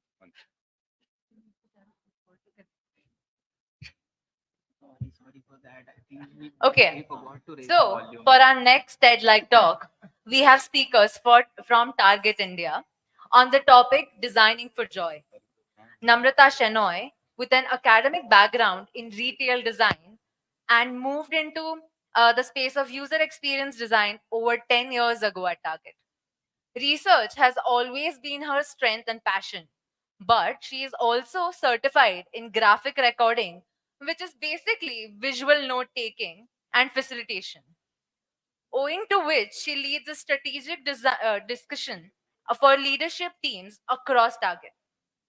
Yogendra Soni, Yogendra Solanki, aka Yogi, is a design leader with a rich career spanning over 19 years. He believes in pushing the boundaries of creativity and tech to transform how people work, live, connect, and think. He currently leads the product design at Target India and is deeply committed to nurturing talents and fostering growth with his team, embracing empathy and inclusion while building strong connections with the broader organization and driving data driven business outcomes via design. With that, let's have our target team and focus our target on designing for joy.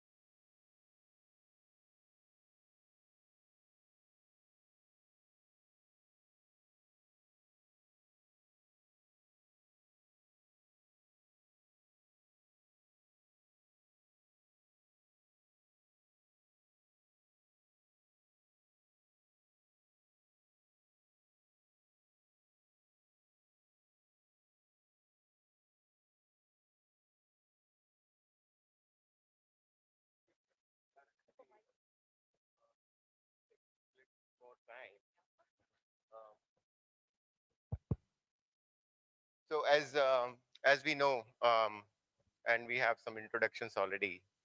Um, so welcome to the talk here, and uh, oh,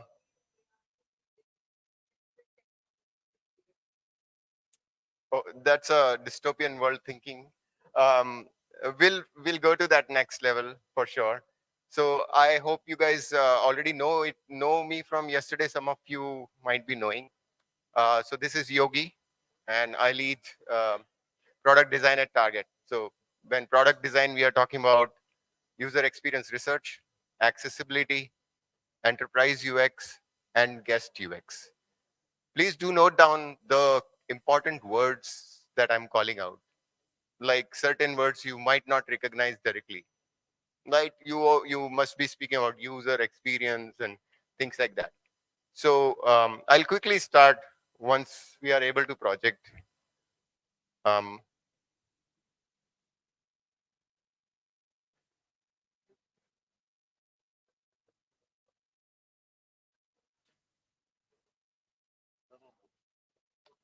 Drag it now. Drag it. Yo, Control F.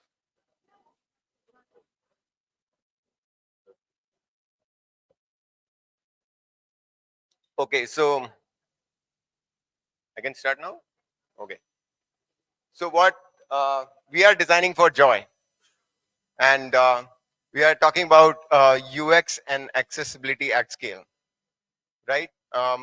When we are doing that, I want you to focus because we had so many good speakers in this talk. We have learned so many different point of views, right? Let me give you a different perspective, a perspective of scale, and a scale of $110 billion organization called as Target. As you know, or you might be knowing, Target does not have any India stores as such. Though we are across all the 50 states of US, we have 2,000 stores in US, and we have presence at every state, including the District of Columbia. So when we talk about this scale, the definitions of these words that we are talking about, for example, joy, design, users, they keep on modifying, and they should modify so that it goes and grows into the core of the organization. So when we talk about Target, Target is the 6th largest retail organization in the world. And we also see that 8 out of 10 shoppers are our guests. We have the second largest loyalty program for our customers in the US. So when you are talking about such a scale, it's very important to focus. So when I'll just quickly move back to some of the slides. We spoke about 150 million guests, right? And let's move forward. We have already covered that. Move forward, please. Yeah. So when we have an understanding of the users that we definitely need to have in a very specific and a special way. And when we are talking about the core philosophy of design, we are saying that it should enable discovery of joy for all the families that shop at the store. So note these important words, how user experience teams are enabling it, because we have a big user experience team that actually focuses and enables it. And how do we do that is we have simply changed 2 words in our philosophy. When you call users, we call them guests. And how does it change? As soon as you call a user a guest, you are in a state of a gratitude already. Before you started designing it, you are already in that state that guests are there. I will give it to them. I have a sense of giving to them that has already been ingrained, right? Similarly, when we call experience, we call it joy. So experience can be any types, right? There can be experience which is not that good, but an experience can be good.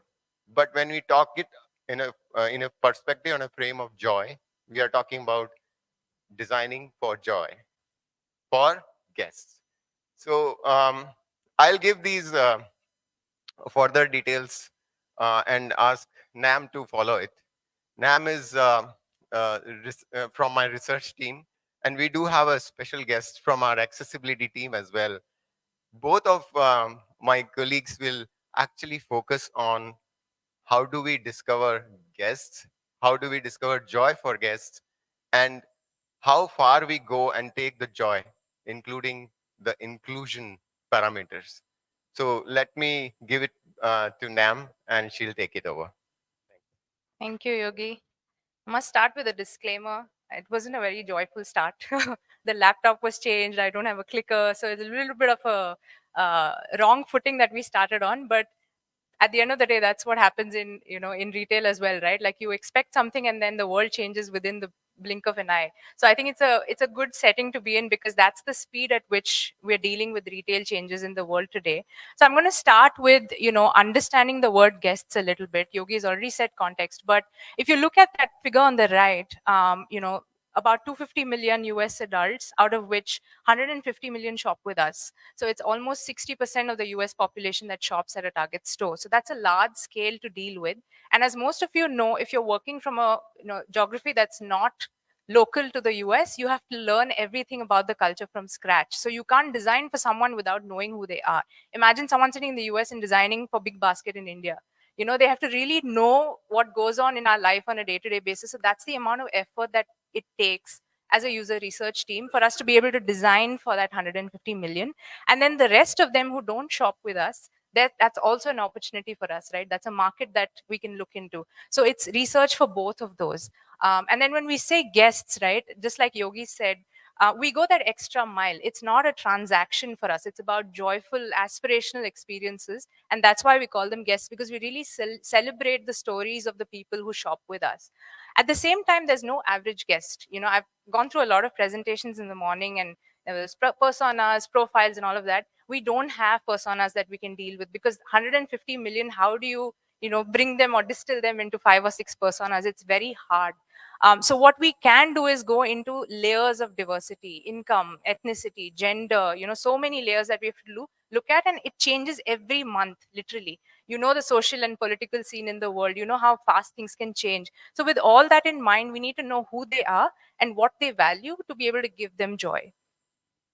So the question is, how do we decode joy for 150 million guests, right? Even in this room, if I were to just ask each of you, I'm pretty sure the definition of joy would be very personal. Like, is it a cup of coffee? Is it the fact that you made it to the venue on a strike? All of that. So joy is very personal. And for us to be able to do that from a different culture for 150 million guests is a big deal. So that's where the user research comes into the picture.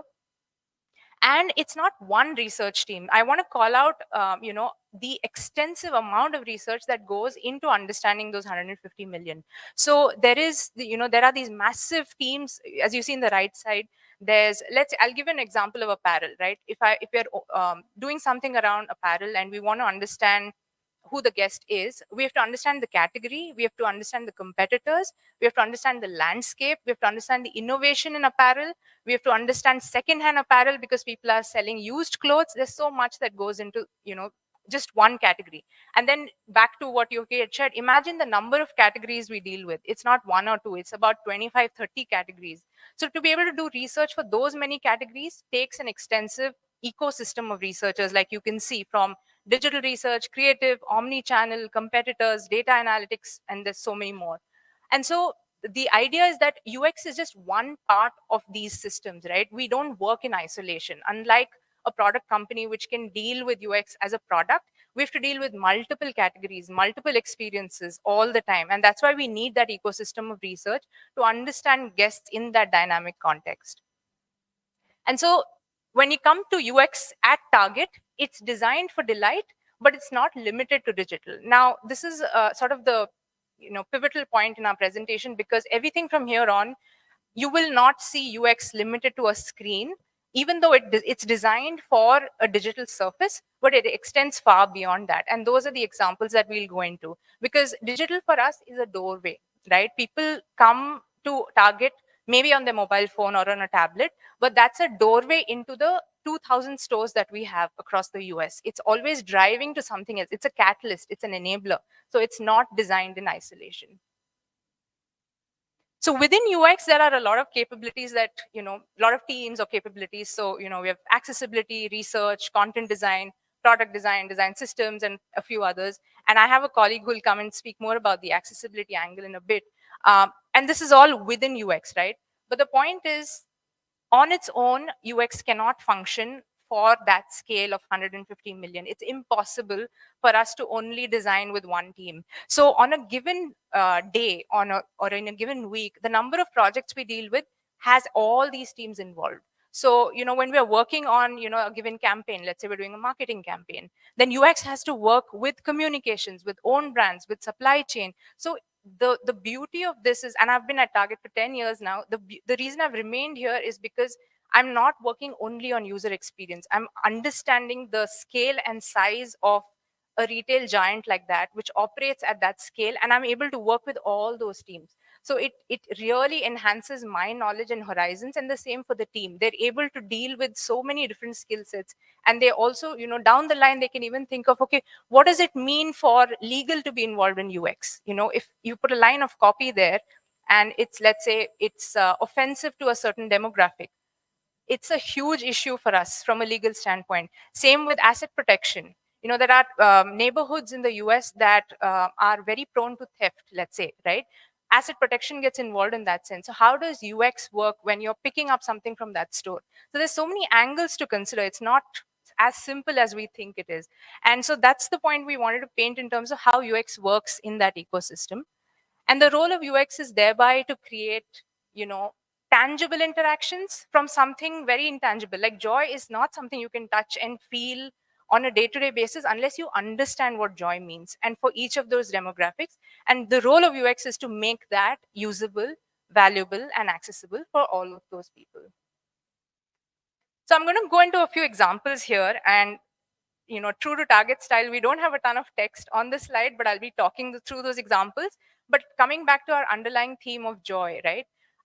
We have this option called Drive Up at Target. Drive Up is basically, you go to the Target app and you create an order, and you say, I'm coming to the nearest store. So let's say from here, you're going to Manyata, like whatever, 5 kilometers away, and you're saying, I'm coming to the nearest Target store. I need a Starbucks in the next 15 minutes.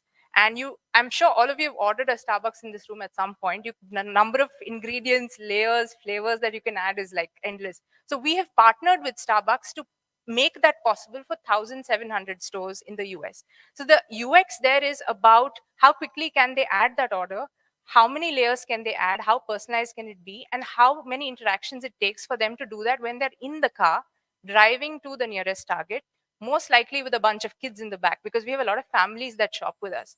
So if there's a toddler in the back seat crying away and you're on your phone, that UX has to be intuitive enough to enable you to quickly place that order, drive to the Starbucks, to the Target nearest you, and the team member will come out and give you a Starbucks in a spill-proof glass that you can then take on your way to work or wherever you're going. So that's the joy that's enabled through user experience, but in association with the Starbucks partners, in association with the stores team. So we can't design that screen in isolation because it's partnered with the nearest team or the nearest store for us.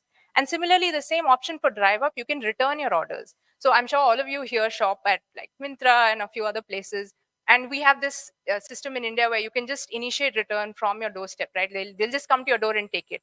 But in the US, it's very different in terms of returns. So you, instead of having to do it all of that online, let's say you're driving past a store, you can just say, I want to return my Target order, and you can just go to the parking lot. Somebody will come and take your order from there. You don't have to enter the store, go through the bill, none of that.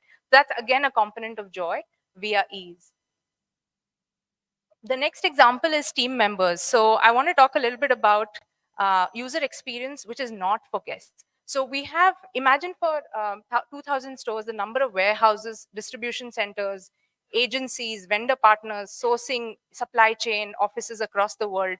All of them use digital surfaces too, right? It's not just Target.com and app. Everybody in that ecosystem is using some sort of a device or a chain in the backend, and we do UX for that as well. So there's user experience for team members, vendors, global partners, and then there's user experience for guests who are our consumers. So that UX is extremely complex, because let's say a guest walks into the store and she has a complaint, and the team member comes to her and she has a phone, and she has to quickly pull up the guest history, order, profile, everything within seconds, initiate a complaint, all of that on the phone.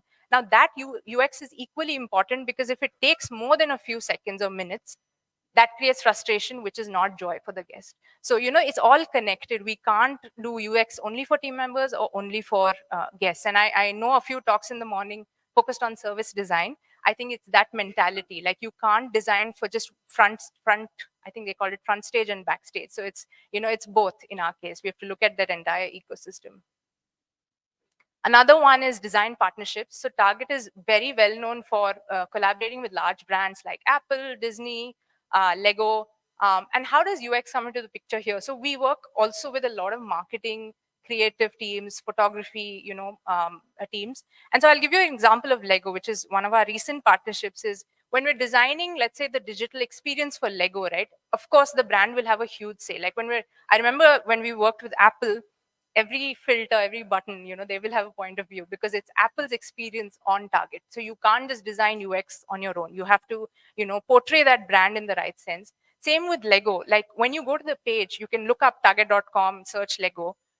You will get a page that's designed for storytelling and curiosity. It's not just transaction because you're telling a story of a brand as big as Lego.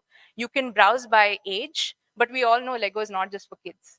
Everybody here, I'm sure, has used Lego at one point. So you can browse by theme, you can browse by story. There's Lego for Jurassic Park, there's Lego for Star Wars. So there's so many ways of just selling Lego at Target. So that's where UX goes into more than just selling something. It's also storytelling and all of that in the back end and bringing that to life. How does that flow? What does the page look like? How easy is it? How accessible is it? All of that goes into the design partnerships. Target Circle is our loyalty program. It's the second largest in the US. And when we say loyalty, right, I mean, we've all used loyalty programs where you get reward points, cashbacks, coupons, whatnot. So for that to be enabled on a digital surface is, like I said, again, it's not limited to digital. So a lot of times a guest will walk into the store, they're going around the aisles, they're looking at products and they're comparing actively with someone else, with some other retailer. So the circle offers need to be intuitive enough to tell them, based on your last purchase, here are some offers we were giving you, or here's how you can redeem it in the quickest way possible. Or you can use the same circle app when you're checking out. If there are 10 people ahead of you, you can skip that line and check out faster. There's so many things like that from a loyalty angle. But then going back to that 150 million, what does loyalty even mean to so many guests, right? Like how much are they willing to pay? What is their income group? What does affordability mean to them? What does joy mean to them from a loyalty perspective? That's how the circle loyalty program comes into play, and UX is involved in designing that as well because it's on our desktop, on the apps, and it's in store as well. And finally, I'll come to this slide, where I'll be passing it on to my colleague. But inclusion is inherent to Target's culture, to Target's DNA. And without that culture at the forefront, none of this joy is possible. Because unless we feel it ourselves, we can't bring it to someone else. And that heavily comes from a component of inclusion. So to talk more about accessibility, I'll invite my colleague, Rajat, who's been with Target again for like more than 10 years, just like me, and really values and, appreciates the work we do. So I'll hand it over to you, Rajat.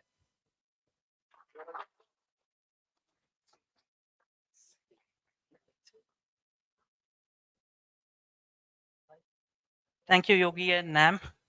Hello, everyone. In this image, you see a person holding a mobile phone using IRA services. Now, IRA is a tool used by guests who are blind or low vision to connect to trained agents who act as visual interpreters. Now, these agents give real-time audio instructions, store details, or product information to help them navigate and shop independently. Now, that is one of the aspects of inclusion at Target. I've been a part of Target for around 10 years, and I can certainly say I've had the same opportunities as any other team member out there. Now, all right. How can I say this? Especially when my manager is standing right next to me, I find it quite difficult. Anyway, I have not been treated any differently, or have I been denied any opportunities because I'm differently abled.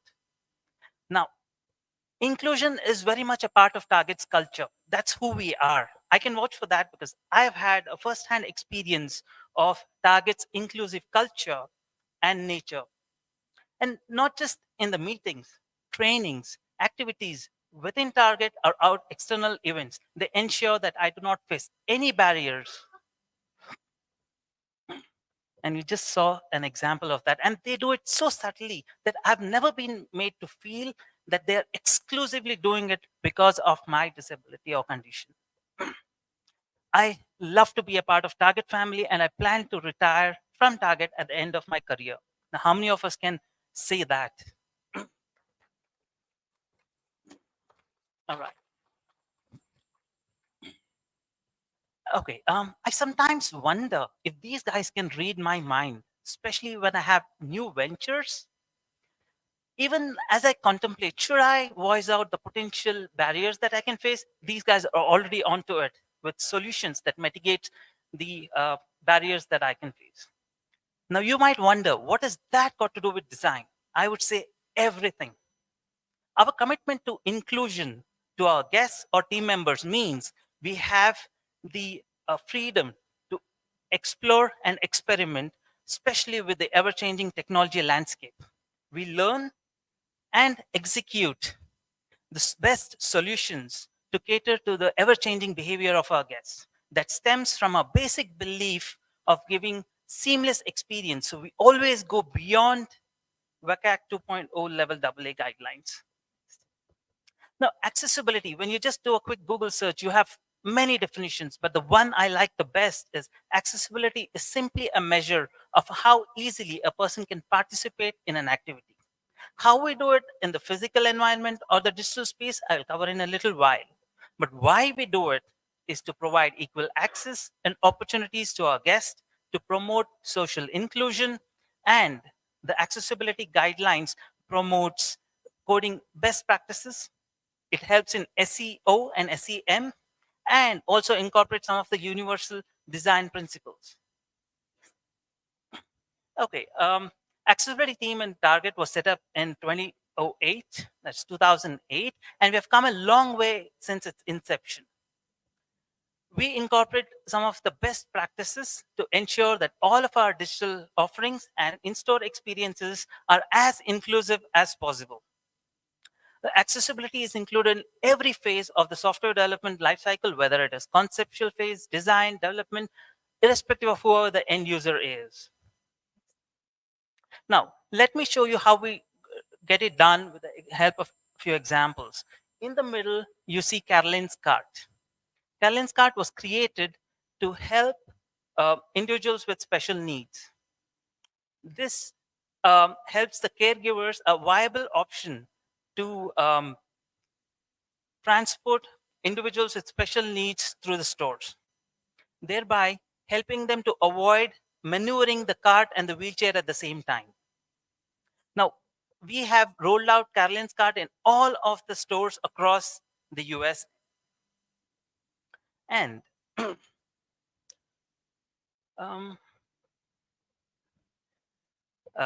do I say this?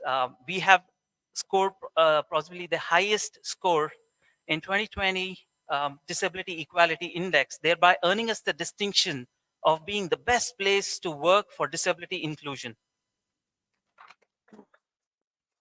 And the image on the right, you see, is a line of our adaptive kids clothing.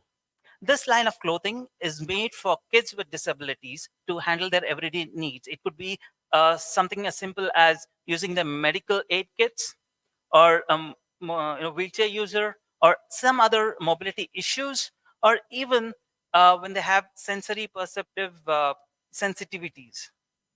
This is how we incorporate accessibility, and we design for joy every day, whether it is for our guests or team members. Thank you.